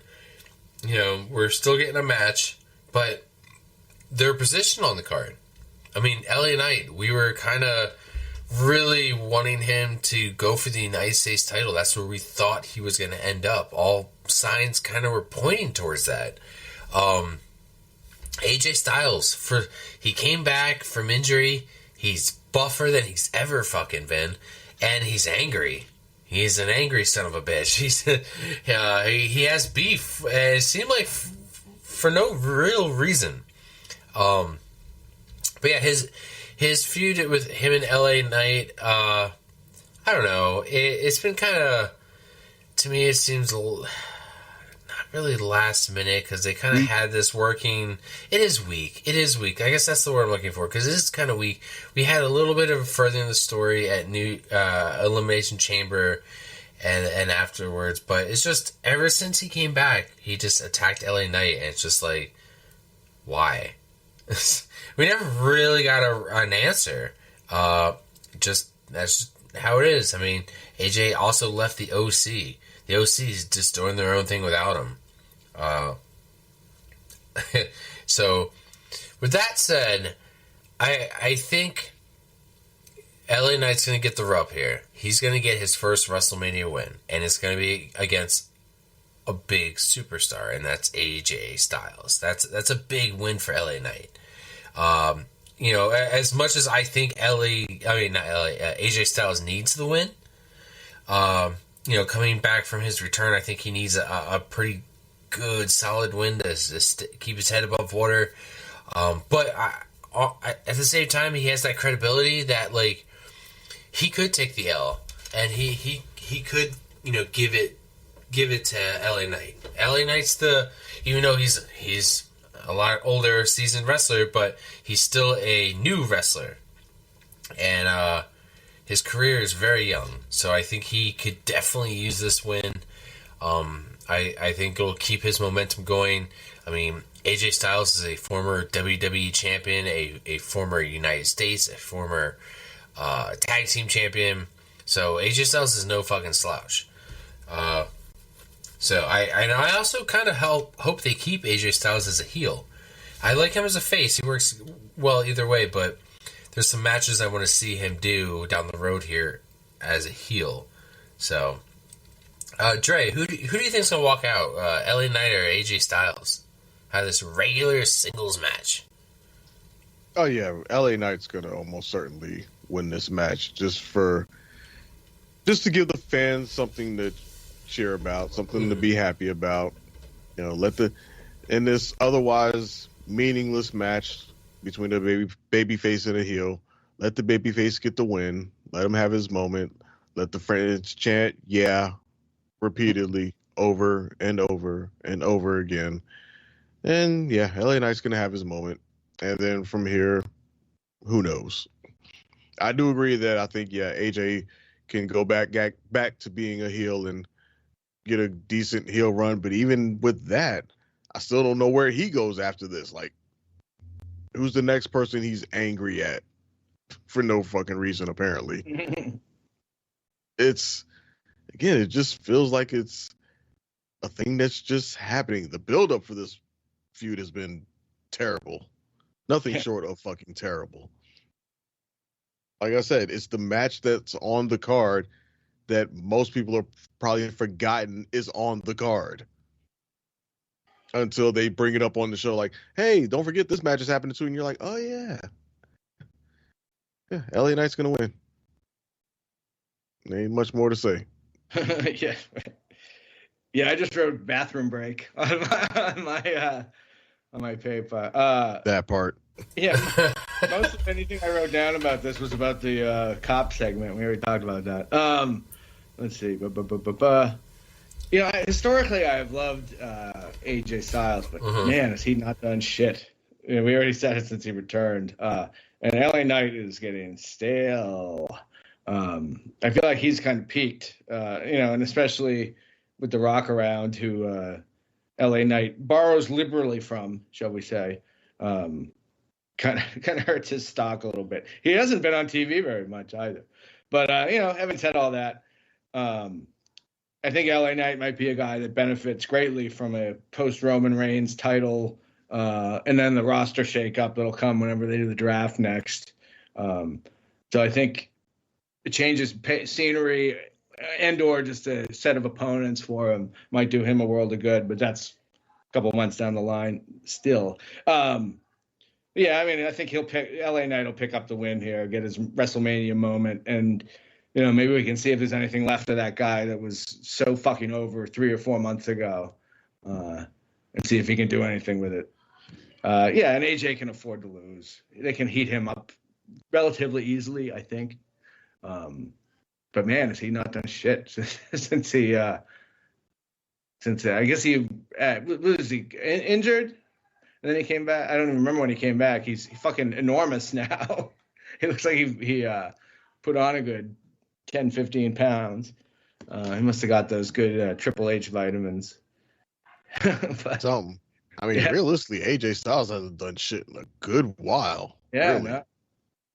He's just been having matches, and that's it. I mean, the last thing he did that was probably of any real somewhat substance, I guess, was his feud with Edge.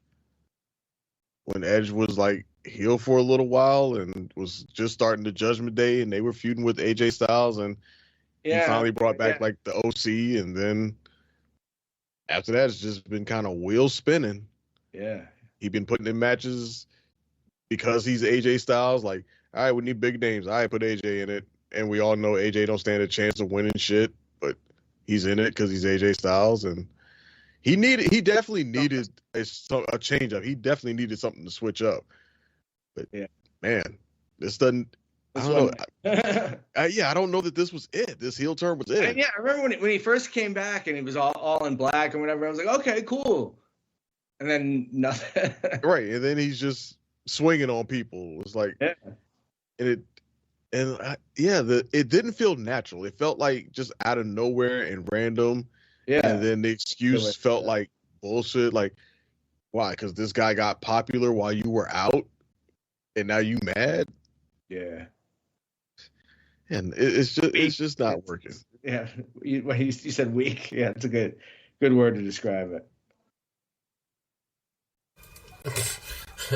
All right, let's move on to a few that's maybe not as weak. Let's move on to the Uso feud. We are finally getting Jimmy versus Jay at Wrestlemania. It seems like this has been a long time coming. Great build through the whole storyline of the Bloodline. So, I mean, this isn't just a recent feud. This has been going. This is a story that's been stretched. We're getting a little bit more story out of the Bloodline with Jay. You know, just when you think he's out of the Bloodline, there's no more Bloodline storyline for him. We got a little bit more. A couple months ago, they decided, we're going to put Jay on a different roster than Jimmy. We're going to separate these two. And I remember having this conversation with you guys. We thought that was a great idea to keep these two guys apart. And are they going to be able to keep them apart until WrestleMania? And damn, they did. They were able to keep them apart for a while. Jay did his own thing. You know, he got the tag team titles with Cody. You know, he did his own thing on his roster. He became, main event Jey Uso. But yeah, I'm pretty excited for this match. Actually, I want to see who the better Uso is. I think, though, as much as I'd love to see Jey Uso go over, because he is already so over, I think it's the reason why Jimmy has to win this is because Jay is so over than Jimmy. I mean, out of the two Usos, I asked you who your favorite Uso is, and 9 times out of 10, a lot of people are going to tell me it's Jay. But I think Jimmy needs this. I think he needs this win. I mean, it's an obvious look if Jay wins this, right? I mean, if he does, great for him. But I think at the end of the day, credibility-wise, Jimmy needs this damn win. I mean, I can't think of many wins or matches Jimmy has done on his own that are memorable compared to Jay. So I think if he's going to create a memorable singles match, I think this is it. And I think these guys are going to do fucking great. I mean, I always think when we have two brothers going at it, you get some of the best wrestling you can because, who else is willing to hit you like your brother? Who else is willing to, if any of you guys listening have siblings, wrestling with your siblings is great. I mean, me and my brother would wrestle all the time. He's only a few years younger than I am. When we were kids, backyard wrestling, I mean, we were either a tag team or we were against each other. And when we were against each other, we definitely didn't pull any punches. So I expect this to be an awesome match. I hope Solo doesn't get, in between these two. I kind of want it. I want a clean finish. I really do. Can we get a Bloodline match that has a clean finish for once? Can we? I doubt it. But, Dre, what are you thinking here? You thinking the same thing I am? Or are you thinking, no, it's obvious Jey Uso's going to win it. Everybody's going to be, doing the hand bob Jey Uso, movements out there when his music hits. I mean, you think he's going to win? There's always a match where you just got to give the fans what they want. And there's also always a match where you got to let them down. This is the match where you got to let them down.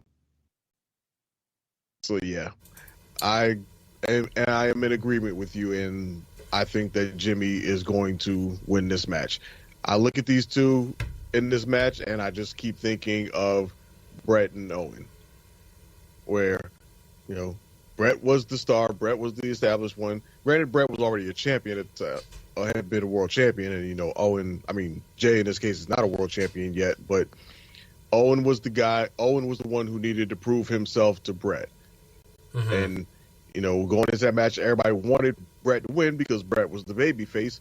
But ultimately, Owen was the one who needed the rub more. He needed the rub from Bret. He needed the win to establish himself, to give himself the credibility.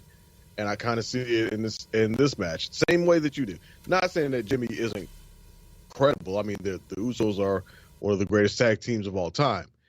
But as individuals, Jay is pretty well established, even if he's not singles champion caliber yet. And I do mean yet because I do see it in his future. Jimmy, on the other hand, I don't even think people really take him serious as a singles competitor yet. We at least take Jay serious as a singles competitor. Jay, he's almost taken on a bit of a comic relief role in the Bloodline since Jay left. He needs a win that gives him credibility as a singles competitor to where, okay, when his name's on a match, we need to look at him as somebody who can legitimately win this match and not somebody who's in there to basically do a job for somebody else or to put somebody else over or to be the comic relief. So, yeah, I 100% believe that Jimmy's going to win this match. I also think this won't be the last match that they have either. No, for sure. Definitely not.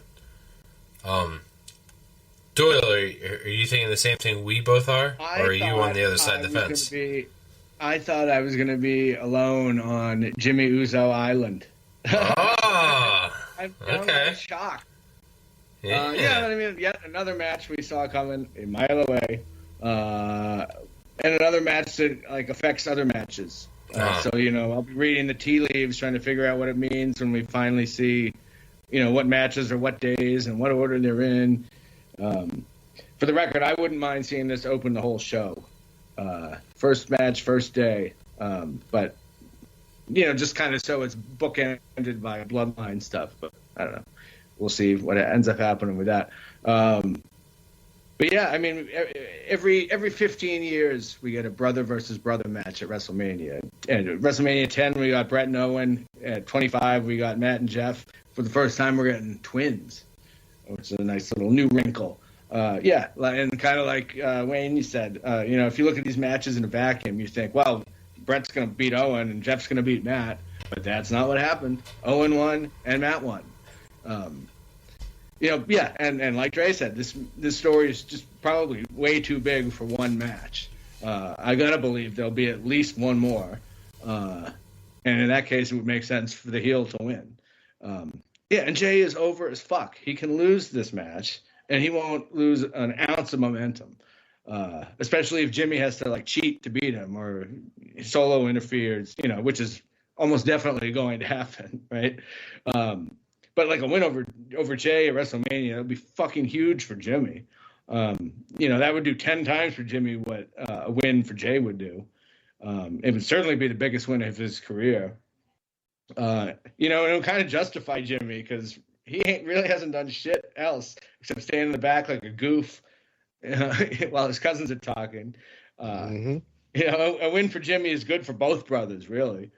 And it's good for Jimmy in the present, but it's good for Jay in the future because he's going to win the feud, obviously. He's going to be the Bret Hart of the group. He's going to be the Jeff. He's going to be the Shawn Michaels, dare I say. And if you want to extrapolate even more, what if Jimmy injures Jay? Not only would that be huge heat, but, if you're going to put hard times on Cody Rhodes, a good place to start might be picking off his allies. I'll say more on that later. But, I think these guys are going to put on a hell of a show. Maybe they got that twin telepathy going, so I don't know. They're both going to make each other look like $1 million. I want to see some sequences where Jimmy counters and then Jay counters the counter and Jimmy counters the counter back just because they know exactly what they're going to do, when they're going to do it, how they're going to do it. And I can't wait to yell, yeet, no yeet, yeet, no yeet. But, Jimmy's going to win. I really thought I would be alone in that. So congratulations for coming to the same conclusion I did. Yeah. Nice. Dude, I like it when we're all on the same page.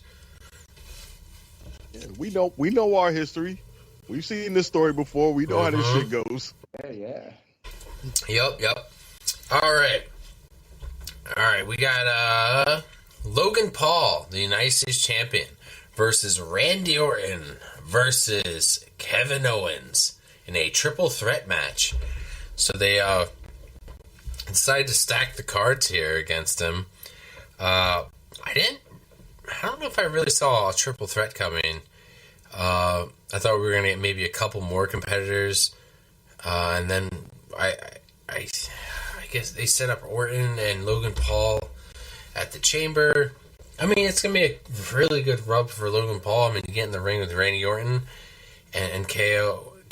I mean, that's awesome for him. But I'm so sure they're going to create a moment, with Logan. An epic arc. I want to see an epic RKO. Orton always finds ways to, step it up a notch. And I think he's going to do it again this year. Logan Paul's going to eat a massive RKO. Or maybe I'd like to see a stunner into an RKO. Better than what Theory did. Yeah. You know what though? Think about it. What does Orton really need with the United States title? What does Kevin Owens really need with the United States title? The fuck does Logan Paul need with it? He doesn't. But out of the three, I'm thinking Logan Paul retains. I'm thinking Logan Paul leaves with the title. He gets a huge win over two former heavyweight champions. That's a big win for him over somebody like Orton and KO. I think Orton and KO, they seem like they're on the same page for everything, the past couple of weeks. But I think being in a triple threat match, I think it's going to come to a point where it's they're not going to be on the same page, and that's what Logan Paul is going to catch him. Whether it's a mistake that somebody else was meant to eat a stunner or an RKO or something. But, I mean, yeah, dude, none of these guys really have value for the United States Championship. Orton doesn't need it. Neither does KO. But, yeah, I see Logan Paul retaining. I don't see any reason to put it on Owens or Orton. I really don't. Dre, I mean, come on. What are you thinking the same thing I am? That's the best and worst case scenario at this point. It's kind of both. Double-edged sword. This is officially the match on the card that I give the least number of fucks about. This is also another match that I forgot was happening on this damn show because of the very mediocre build-up. Not as mediocre as LA Knight and AJ Styles, but still mediocre nonetheless, given that it was seemingly very haphazardly thrown together. Like Kevin Owens and Logan Paul, yes, have had the long ongoing beef, and Randy Orton is just kind of there because he's, I guess, buddied or cool with KO right now. And then had, somewhat of a beef with Logan Paul stemming from the Elimination Chamber, I guess, but still, just, I don't know. This just feels like people that are beefing. It doesn't really feel like there's anything really behind it. This feels like people really kind of phoning it in this feud. Like none of them really feel all that invested in it, but it's happening, and they're gonna get put on a good match because they can all perform their asses off in the ring. So it's not like the match is gonna suck. There's just not really a reason to give a shit about it. I like what you said. It's happening. Yes, pretty much. It's happening. Yeah, and the best reason to take the title off of Logan Paul is to end the trend of part-time fucking champions. But unfortunately, I probably agree with you that it's probably not going to happen. Logan Paul's probably gonna fucking retain this damn belt and be part-time, maybe more full-time, maybe, I don't know, whatever, with the fucking belt. But the prospects for the United States Championship don't look good. And it's disappointing. The reason why it really upsets me the most is because the United States Championship is an old WCW title. And I'm an old WCW guy. And I hate seeing the United States Championship be just treated like this. Like, just... Do you think it's being treated worse now or when Lance Storm turned it into the Canadian title? I mean, at least when he turned it into the Canadian title, at least that was something. You know, at least that kind of... there was some sense, some logic to that. At least that was some... Yeah, this is just... Hey, let's just put it on a celebrity. So, and think that that's going to do something. Especially, I mean, when you compare to what the Intercontinental title is and then what the United States title is, they're not even in the same league. Even though they're both supposed to be the mid-card title. And, like I said, as an old WCW guy, it frustrates me seeing the United States title being just treated with such mediocrity. But yeah, Logan Paul's probably going to retain. Doyle, you thinking the same thing we are? Yep, it's definitely a match I don't really give a shit about, and I think Logan Paul's going to retain.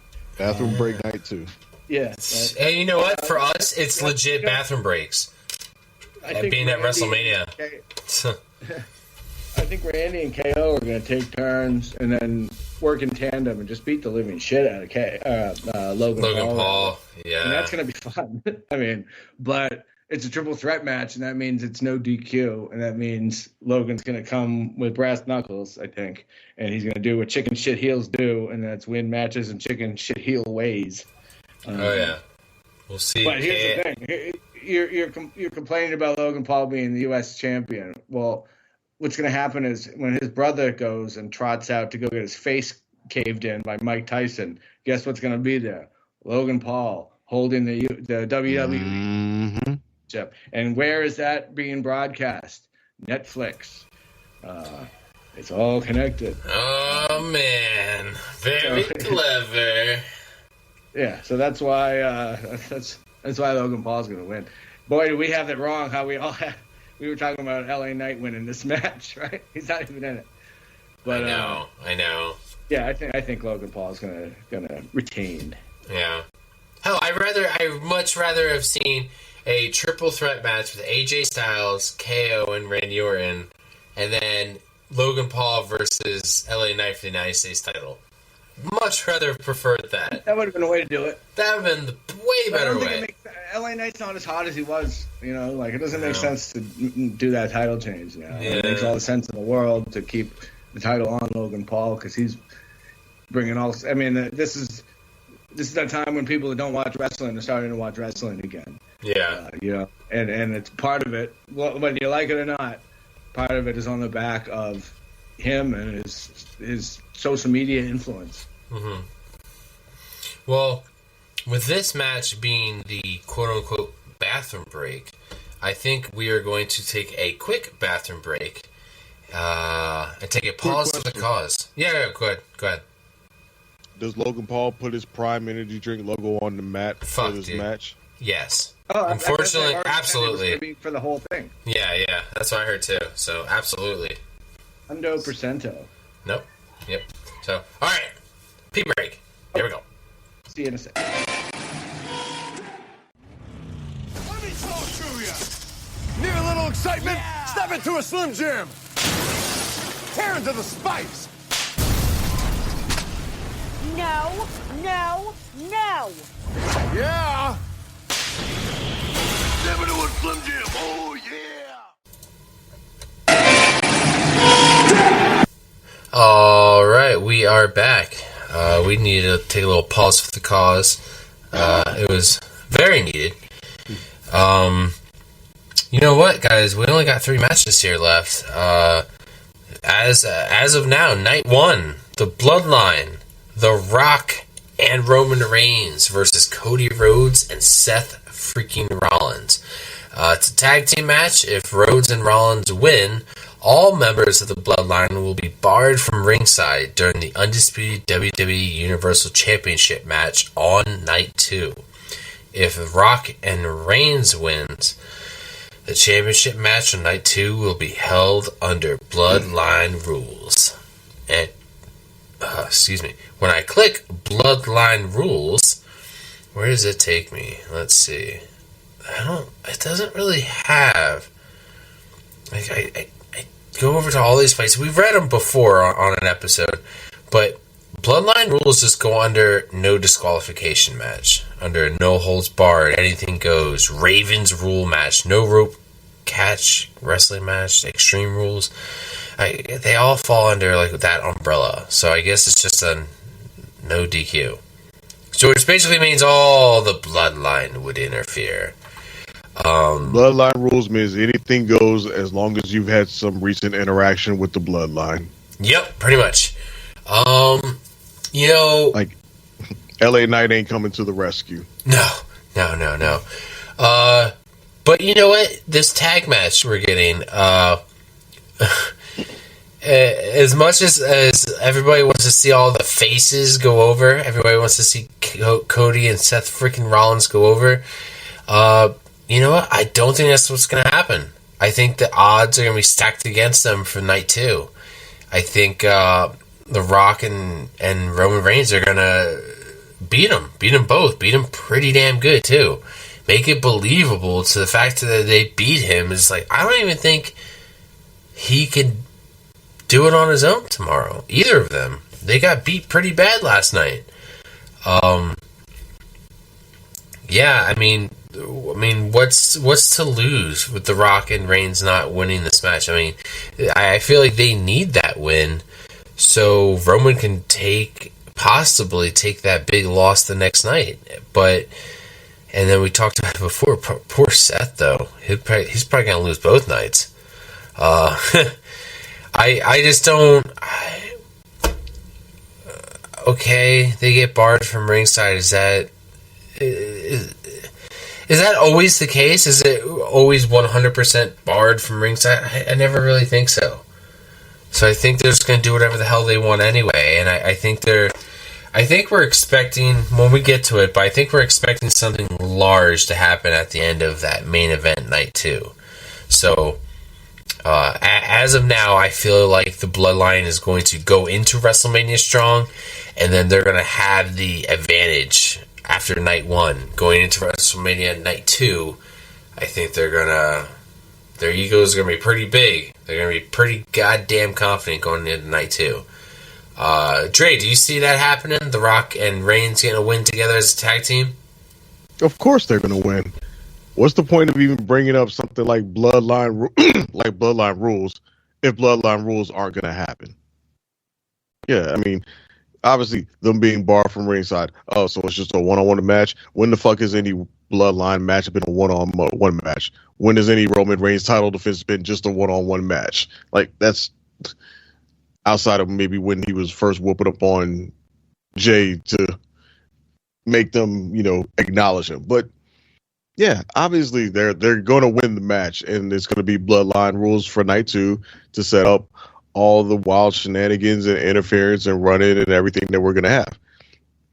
Now, what I think they should have done, in my opinion, just for the sake of Rock flexing his authority as a final boss and really driving that home and reinforcing it, is they should have put that stipulation on both world title matches.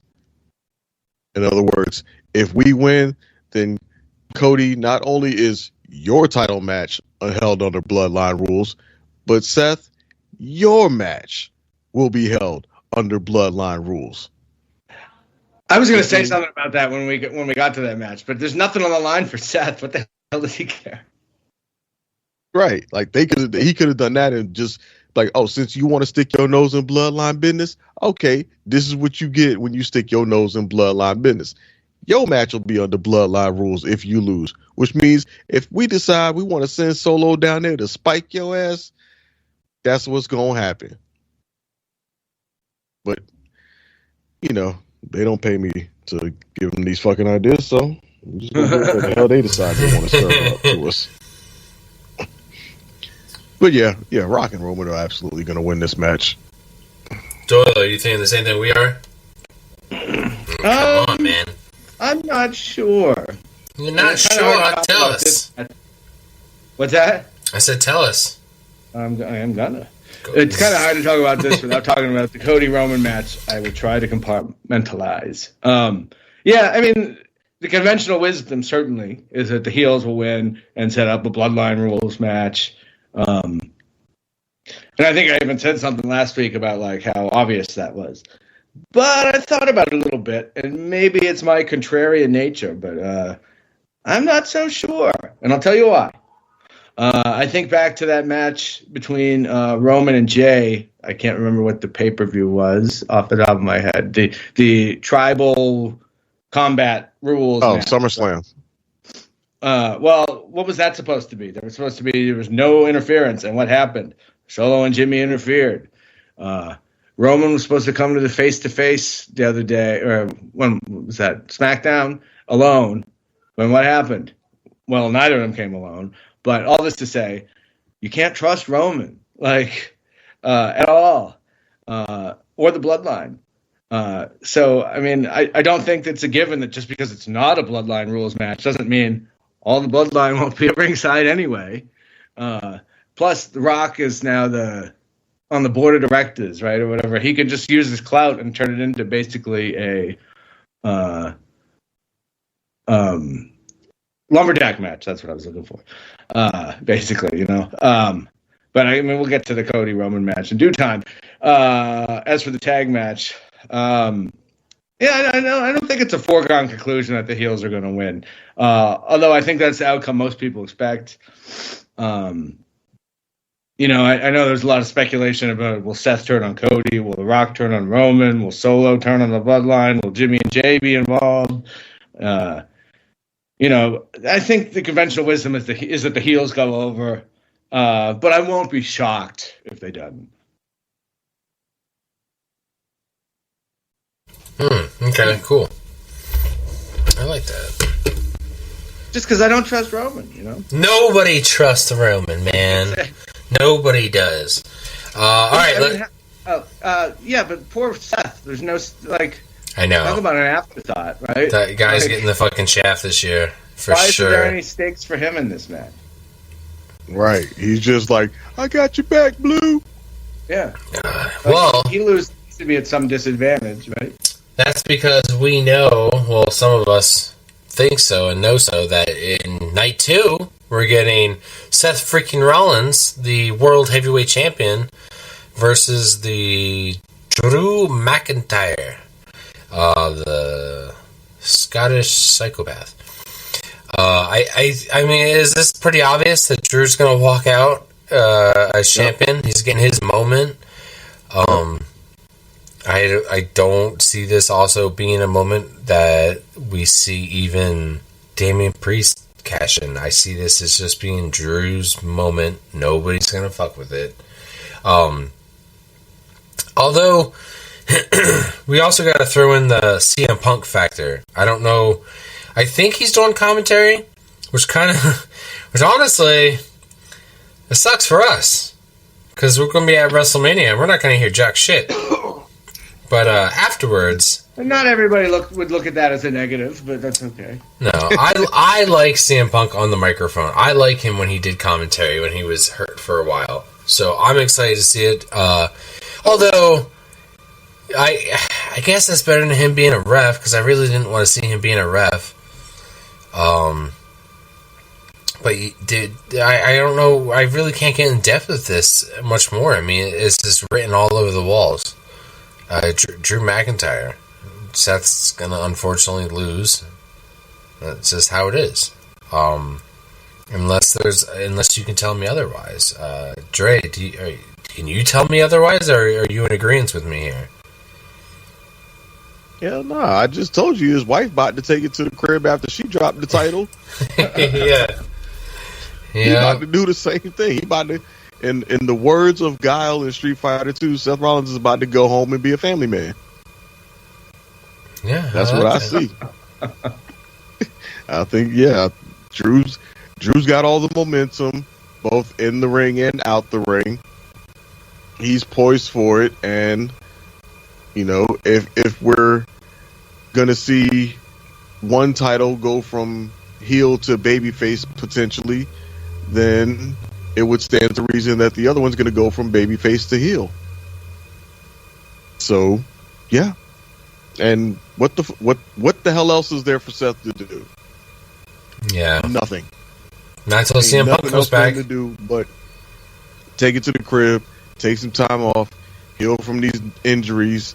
He did his dues. He did his part for the company. He dragged his carcass to WrestleMania to have this match. Now, I'm gonna go rest up. Y'all take it from here. Let Drew be the heel champion. Let him do that. Have his moment.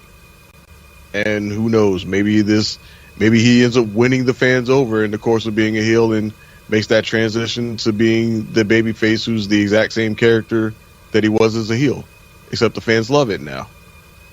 TBD. But yeah, Seth is getting Claymore to the crib.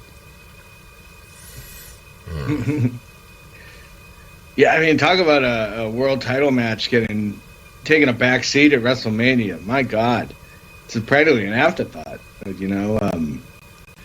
Drew's been wonderful lately. Probably, I think I already said, doing the best work of his career.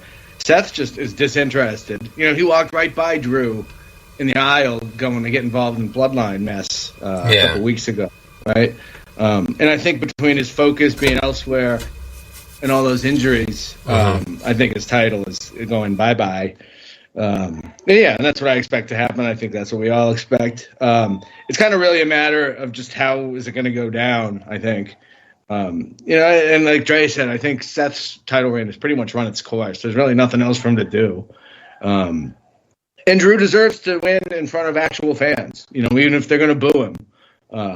So here are my questions, I think, for this match. How or does CM Punk figure into this finish of this at all? Or is he just there? Will Damian Priest cash in? Probably not. But how will this be affected by the tag team match? And how will this affect the Roman and Cody match? I kind of postulated about Jimmy maybe injuring Jay. What if Drew injures Seth? We saw Drew talking to Paul Heyman in a clandestine little conversation in the background of Raw this week.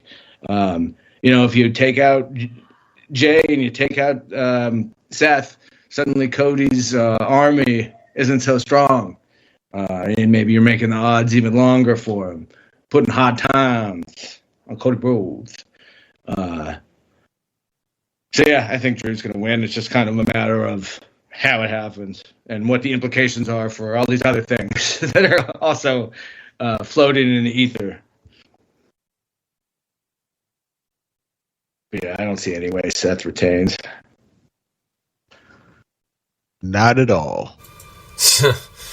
Well, let's get to the juice, man. Let's get to the main event. The thing that we all want to talk about. All right. So as of now, I believe Roman is 1,306 days as champion. Now, Hulk Hogan is 1,474 days. So, but Roman's only been the Universal Champion that long. He hasn't been the WWE Champion. I know, and close enough. Yeah, that's what they're gonna do. Basically, is like close enough, Sure.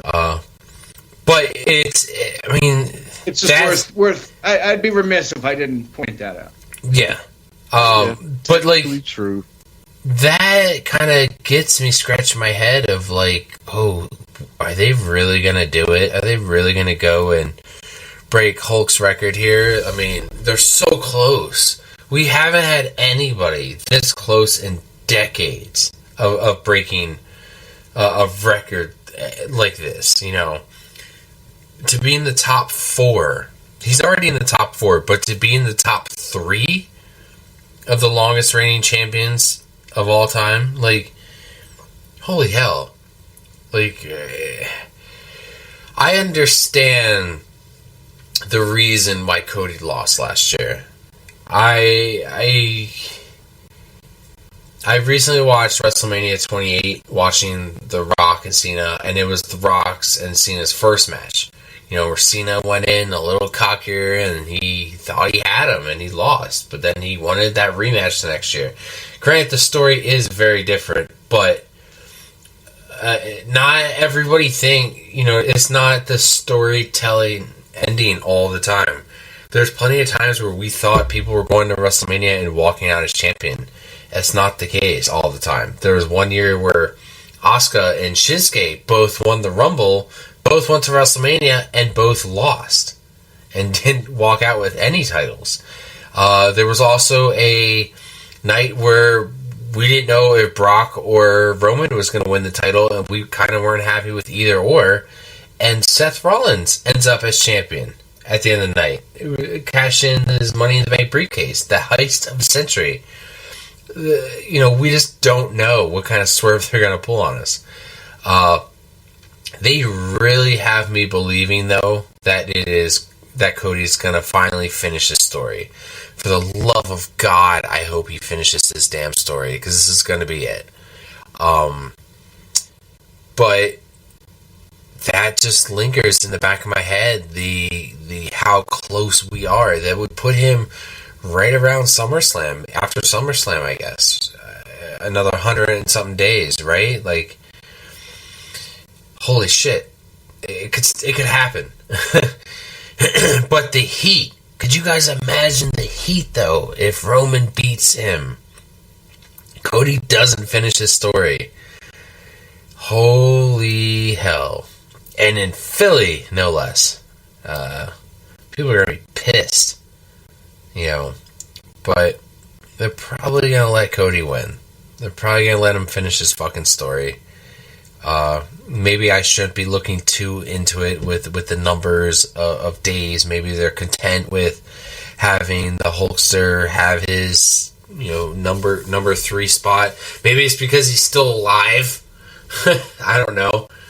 I mean, it's a lot easier to make that decision when the guy's dead. But when he's alive and he's gonna possibly be at WrestleMania, maybe you don't want to break it right then and there. But if we get the bloodline rules, we were talking about all types of interference could happen, because so many people have beef with Roman Reigns, have beef with the bloodline. Hell, may even have beef with The Rock, past, present, and future. There was a lot of hints dropped this week about certain wrestlers that might be there, certain legends. There's talk of Hulk Hogan being there, Undertaker being there, but most notably, I saw John Cena and Stone Cold Steve Austin could possibly show up. Are these the kind of people we're expecting music to hit? Say you have Solo, Jimmy interfering some sort of fashion. Is that the time when you hear the Stone Cold's music hit and you hear John Cena's music hit, and come down and they take them out, so Cody gets a straight line, straight beeline for that title? It would definitely blow the roof off. It reminded me of the one year when the oh god, I can't remember their name, the Nation or something. It was Rusev, Wade Barrett, Sheamus, The League of Nations. League of Rusev. Nations. Yeah, Cesaro maybe. Cesaro, Rusev, Sheamus, and Wade Barrett. Yeah. And then that year they had Stone Cold Steve Austin and Mick Foley and Shawn Michaels all come out. I mean, that was cool. Like, nobody saw that coming. I mean, maybe, who knows? Maybe we will get them in that capacity. Or maybe it'll be something like that at the end of the night. But there's just so many people you could rattle off that have issues with these men. So, I just don't know. I'm pretty sure I'm leaning into Cody like everybody else probably is, but Like I said, with that timestamp there, that is a couple 100 and something days, he could, eclipse that record. Dre, I want to hear your thoughts on this final match, this main event.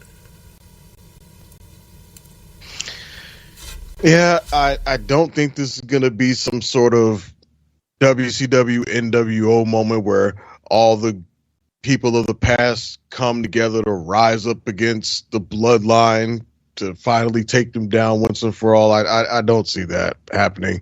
The whole prospect, the whole speculation about Stone Cold and Cena and Undertaker and Hogan, I think they're going to make an appearance at WrestleMania, probably something akin to what Hogan, Austin, and Rock did at WrestleMania 30, and that's it.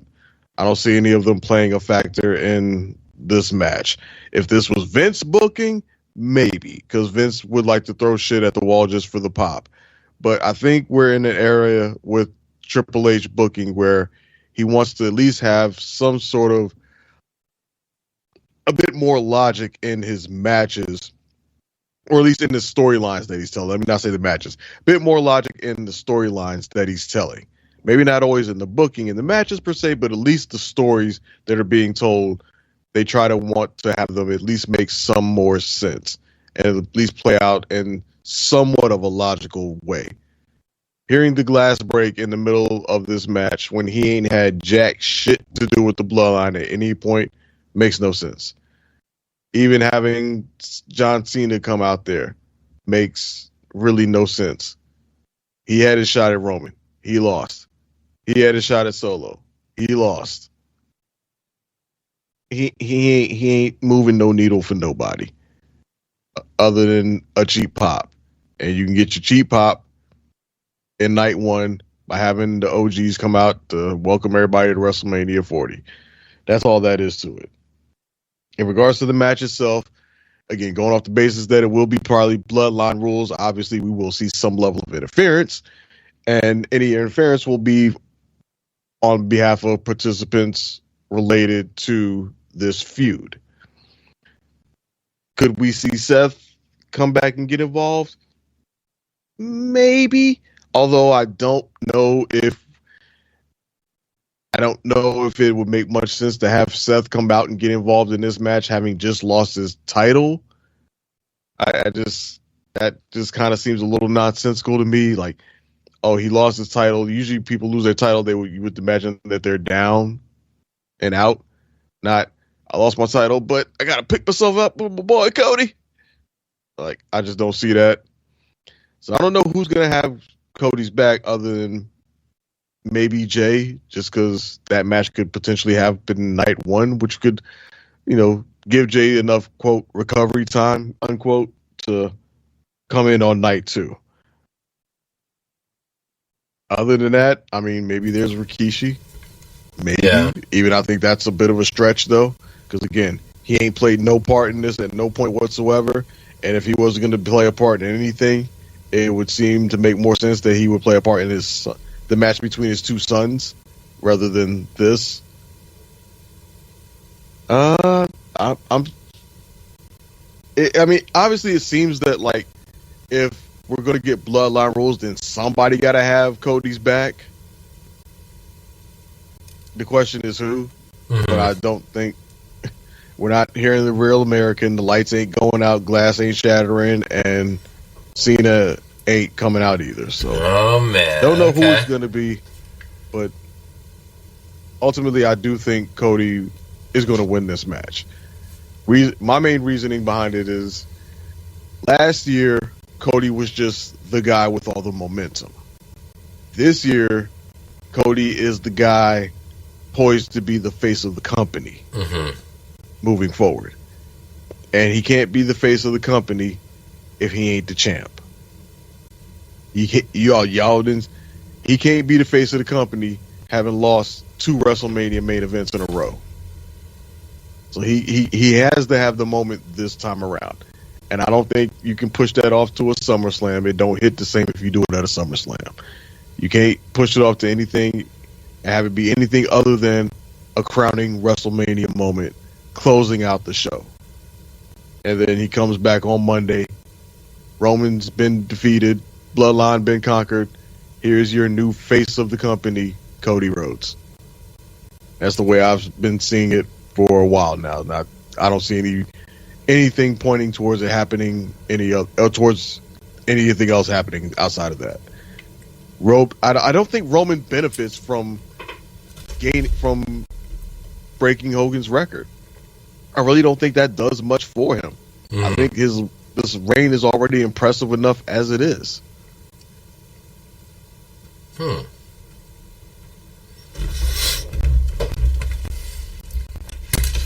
Well, Doyle, do you feel the same way, or?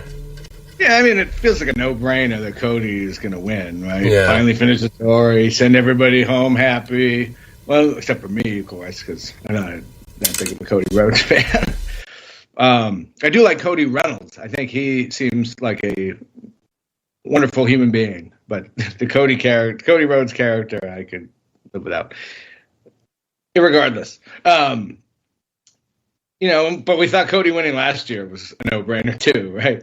And then he didn't win. Hindsight 2020, of course, absolutely the right move, but not without risks. I think there's a universe where Cody loses all his momentum. The crowd doesn't stay with him, and he doesn't ascend to being, the biggest, whitest white meat baby face since Super Cena. So it seems pretty cut and dry that Cody's going to win the title here, and that's what I think is going to happen. But it's WrestleMania, and not only that, it's WrestleMania 40. It's one of the 10s. And as much as every WrestleMania is the biggest WrestleMania ever, there's something special about 10, 20, 30, 40. So there's no fucking way that the good guy isn't going to beat the bad guy, at the end. They're not going to go back and forth for 25 minutes until the good guy hits his finisher 17 times in a row and then pins the bad guy. That's not what's going to happen. So what is going to happen? Or maybe a better question is, how is it going to happen? Well, it's hard to say because there's a lot we don't know yet. And I've talked about how all these matches are intertwined. This match is kind of going to be built on the foundation that's laid by the Jimmy and Jay match. Yeah, I said it right. Jimmy and Jay match, the Seth and Drew match, and the tag and the title match, not the tag team match. I may criticize or even poo-poo a little bit when the other three, wait a minute. What am I talking about? The other match is playing into this one. Yeah, I mean, I may criticize that, but I mean, it's all weaving this tapestry that's going to be this match. And it is good storytelling when you have that many things intertwined with each other. Kind of something we haven't really seen them do before. It's kind of a new thing the last couple of years. So, yeah, like I said, I laid out a scenario kind of where all Cody's allies are taken out one by one, leaving Cody, face the bloodline and Roman on his own. I think a lot of people are fantasy booking the end of Endgame, where Captain America, or in this case Cody, are standing alone, facing Thanos. And baby faces! Yeah. Assemble. We might even get some new bloodline members here. I think they just signed another cousin or two. Maybe Rakishi's there. Somebody said that. But maybe, instead of on your left, it's glass breaking, or it's do, do, do, do. What I would love to hear, I don't think we will hear, is gold. I would love that. Yeah. I would love fucking Dust. Or just Dustin Reynolds, period. Yeah. Yeah, I mean, if there's ever a time to make peace with the other company for one time only or whatever, Right. I think that'd be it. But, I'd probably, if we heard that glass break, I'll pop hard or whatever. And it's not that I don't want to see that, but Cody has to win, and he has to win clean as a whistle. Right, and that's not going to happen if it's the end to end game, fan service, huge CGI, battle. I just don't see how the two could exist. I guess it could all happen outside the ring and not really affect the match or something. But I do think something huge is going to happen here. I I think they're definitely going for the holy shit chance and the, when they can pan to the crowd and somebody's got their hands on their head and their mouth agape. I think they're definitely going to be looking for that. So something big is going to happen. I think, Wayne, you said it. They're going for that holy shit moment, And I kind of almost don't want to speculate too much on what it will be. I kind of just want to enjoy it while it's happening. And that's what I'm going to try to do is enjoy the ride. But I think at the end of the day, I don't think that Hogan record plays into it much. I don't know I don't think it does much for Roman beating it or not beating it. It's not really a thing. It'd be one thing if it was the number one slot, but it's not, and I just don't think the modern fan really gives a shit. And I think to deny Cody again would just be a colossal mistake. He's Austin. He's following in the footsteps of Hogan and Austin and Cena, and I guess that's why people want to see them involved in this somehow. But he's the next face of the company, at least for the next handful of years going forward here, unless something drastic changes. We've talked about that the parking lot beatdown or whatever when he was going to maybe throw him over the side or whatever. The truck parked across the way had Cena and Austin's face on it, and I think that maybe got everybody's tinfoil hats tingling. Yeah, spidey senses going or whatever. I don't think it's going to be on your left or whatever, but maybe it will be. Who knows? But yeah, Cody's going to win, I think. Yeah, I'm in agreement with you that I don't want to speculate too much. Just kind of want to just go along for the ride and fuck yourself in this huge grand thing that there's no way it's ever going to happen. And then when it doesn't happen, you're disappointed. Yeah. Just let the story. Let them tell the story that they want to tell. That being said, in the spirit of speculation, yeah, and I'm not saying that I want this to happen. I'm just spitballing shit out there. But if The Rock were to quote lead the troops unquote down in terms of the bloodline, all right, y'all come out here, Solo, Jimmy, guys we signed last week that y'all don't know about to help defend your tribal chief. And then, obviously, you need a counter force of that in the form of Triple H leading some guys down to take them to fight them off.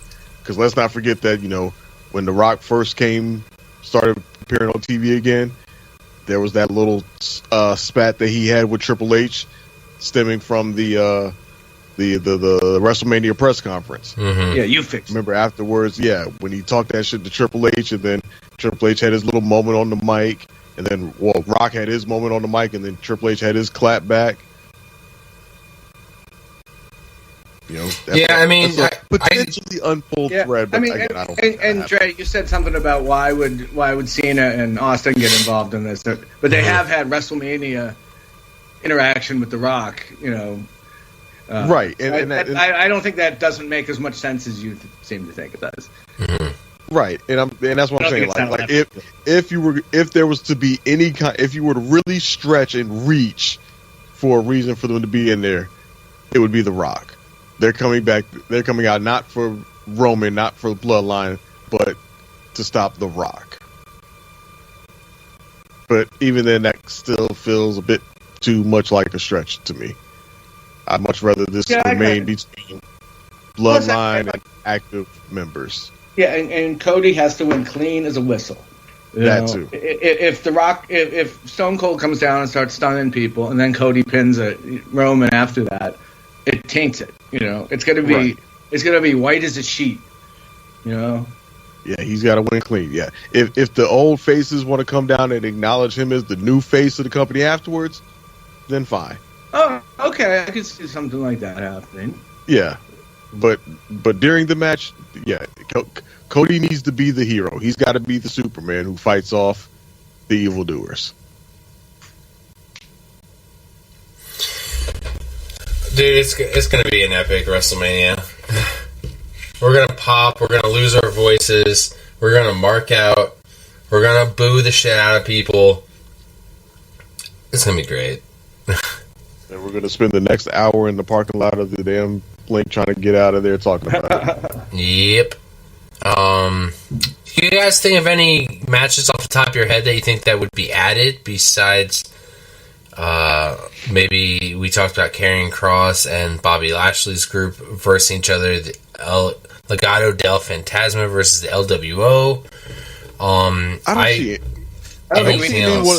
don't see either of those being added to WrestleMania itself. I think the one that seems the most obvious is what we'll probably get this Friday on SmackDown, and that's some form of Naomi, Bianca, yes, and possibly Jade Cargill versus Kabuki Warriors or Kabuki Warriors and Dakota Kai. I like that idea. We're going to see some sort of development on that front this upcoming Friday. I think at the bare minimum, we're getting Naomi and Bianca versus Kabuki Warriors. Mm-hmm. Yeah, there's no way Bianca's not on this card. Yeah, for sure. Right. There's no way in fucking hell a perfectly healthy Bianca Belair doesn't have a match somewhere up here. Yep. I think the only question mark is, do they add Jade Cargill and do they add Dakota Kai to this and make it a 6-woman tag match, or is it just for the titles, Bianca and Naomi versus Kabuki for the women's tag titles? Mm-hmm. Yeah.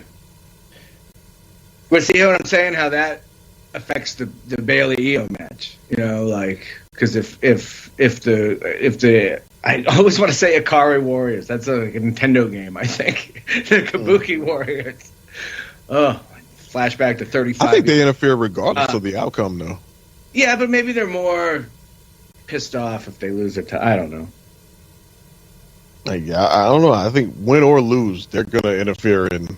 There might be some level of interference. That's probably a safe bet. It's just a matter of whether they're the losers coming to help Io retain, and then here come the tag champions fighting them off, the newly crowned tag champions to fight them off, or do they come down to interfere in some way and, I don't know, somebody else shows up. In a sense, it does still potentially play into the other match, just from the standpoint of what happens in terms of the counter to Kabuki Warriors in Dakota, because obviously if they lose, that's what I'm saying, like, because Naomi seems like she's all about helping Bayley, but Bianca doesn't really seem to be all about it yet. Right? Mm-hmm. And if they lose, then it seems pretty clear cut that they come down and interfere. Then here come the victorious tag champions to interfere. Like I say, I can't recall too many times where somebody is a loser and then shows up to help somebody else later, at least from a babyface aspect. Usually when babyfaces lose, they're done for the night. You don't really, I don't know. I'm not saying it's never happened before. Off the top of the Hell in a Cell and came back later and interfered in the world title match. Yeah, again, I'm not saying it's never happened. Wait, you said Mankind?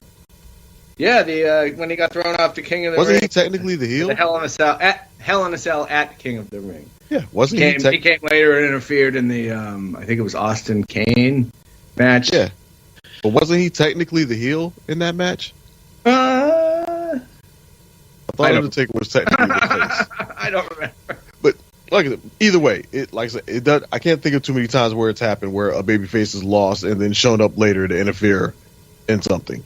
Not saying it hasn't happened, but yeah, I think it's more open to that possibility if Kabuki Warriors lose.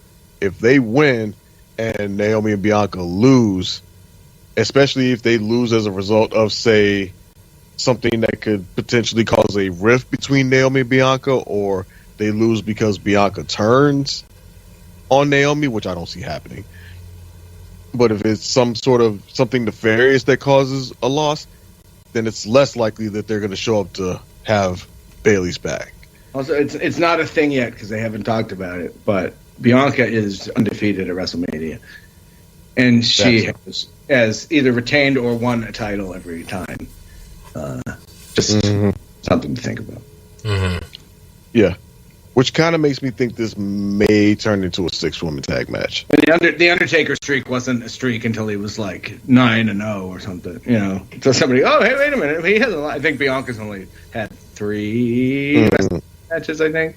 So it's not like it's not quite a, you know, it's not a career-defining thing yet, but it certainly could turn into that. Yeah, that's definitely not off the table. I do think, like I said, I think it. If I had to put money on it, I'm leaning towards it being a 6-woman tag match. I don't think they're ready to take the titles off the Kabuki Warriors. I don't think Bianca and Naomi are primed to become tag team champions either, given their current disagreement. All over. There's Jade as a banner up in Center City, Philadelphia, with the Wrestlemania logo. So right. I kind of feel like they've got to include her some way. Yeah, and it doesn't make much sense to advertise Jade being on SmackDown this Friday going into WrestleMania if she's not going to play some sort of role in WrestleMania. Exactly. So I would expect something happens during her contract signing or something. Let's rattle off. What other matches could there be? I mean, yeah, I don't know. I can't really think of any off the top of my head, to be honest. There isn't much space for any others other than that. There's nothing else that's really been built up. There aren't really any other storylines playing out that seem WrestleMania caliber. Unless they're going to do that meat match with all the big dudes. I'm down for that. Yeah. It'd be cool, but I don't know. Ivar apparently not cleared to wrestle, but not any heat or whatever, because his match was pulled from he was supposed this past Monday. He was supposed to lose to Andrade. Yeah, he was supposed to have the match with Andrade, but it was pulled for some reason. Just to rattle off, who do you guys think will be there, like legend-wise? I mean, we brought up John Cena, we brought up Hulk Hogan, Undertaker, Stone Cold Steve Austin. I obviously whoever's going to be in the Hall of Fame will probably be there. I don't know. They always like to pack it. I think anyone and everyone they can get. They're gonna, Mr. T. Yeah, they've probably put feelers out to practically everybody. I like how your first person was Mr. T. Like, oh yeah, they're probably calling. He ain't doing nothing right now. I pity the fool who don't pick up the phone. Watching wrestling. Yeah. Everybody will be there except Mick Foley. Yeah. Well, you know who won't be there? Vince McMahon. Yeah, will not be a Vince. First McMahon-less WrestleMania. First one since the merger. Also. Yeah. Do you guys think he'll be watching though? Like, you think he'll be watching from home? I wonder if he's a Cody mark or he's a Roman mark. You know. I mean, obviously he won't appear on camera. No. I wouldn't be surprised if he wasn't like just backstage, even if it was just hanging out.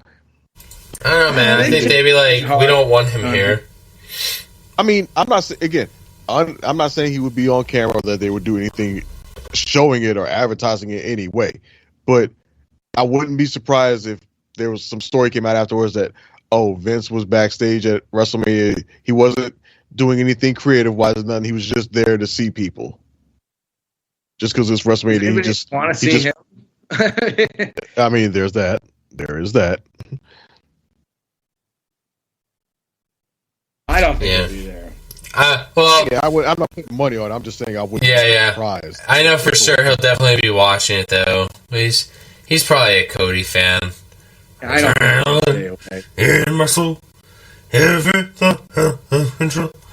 yeah, I can picture him fucking singing it. Polka dots. Yeah. Oh God, no! Please don't.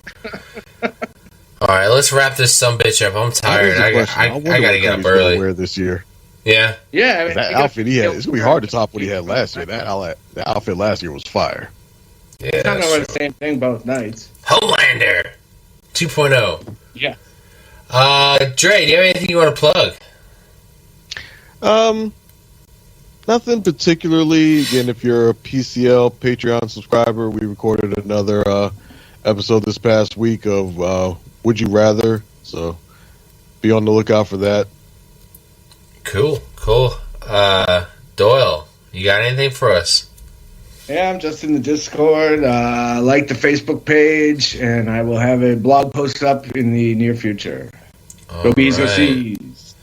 Yeah, and then I will post a link to our website on the podcast when I put the episode up. It leads to our store, which is on Pro Wrestling Tees. We can get a t-shirt or more. We also have, you can do rate and review us on our website if you want to write in and ask a question for the show. Or you want to be a guest on our show, you just got to write in and let me know. But you can find me just about anywhere under SemiDryChicken. Yeah, and I should be on the episode revisiting the Mania with Carlos and his wife this weekend. I will be going over Wrestlemania 28, where the main event was The Rock versus John Cena. Once in a lifetime. But not. But not. I know, every time they said it, I was just like, you fucking liar! You lied to me! You lied to my face for a whole year! Once in a lifetime. Bullshit! So, yeah, that's it, guys. I want to play us out of here. I doubt we'll squeeze in another episode. We're going to have to do our post episode whenever we can.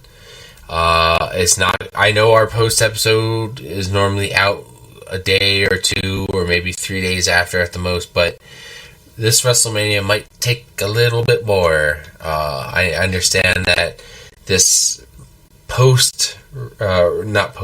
pre-review of kind of our predictions here, maybe like a 3-hour episode, who knows, but the after episode, that's the long one.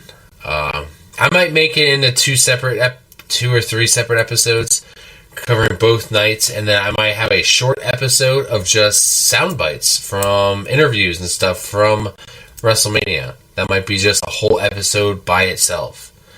Who knows? I'll figure it out. We'll figure it out when we get there. We've still got 9 days, so I'm going to go to sleep so I can get a little bit closer to WrestleMania. That's it, guys. Catch you later. Bye. Later. This is what happens when you fuck with the final boss!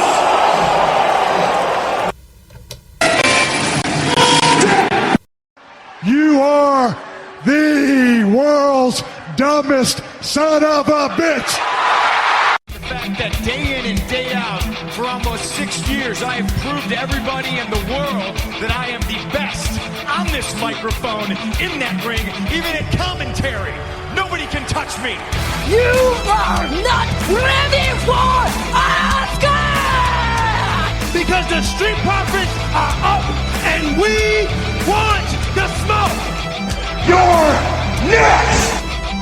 Talk about your songs, talk about John 3:16. Austin 3:16 says I just whipped your ass. Well, let me tell you something, brother!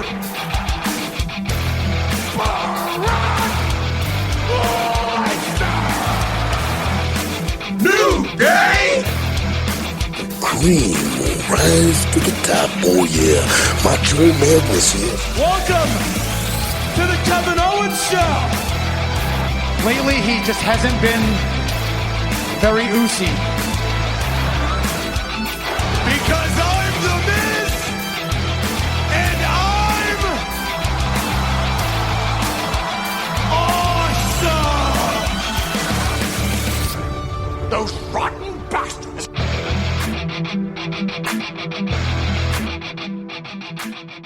Bye-bye, bitch.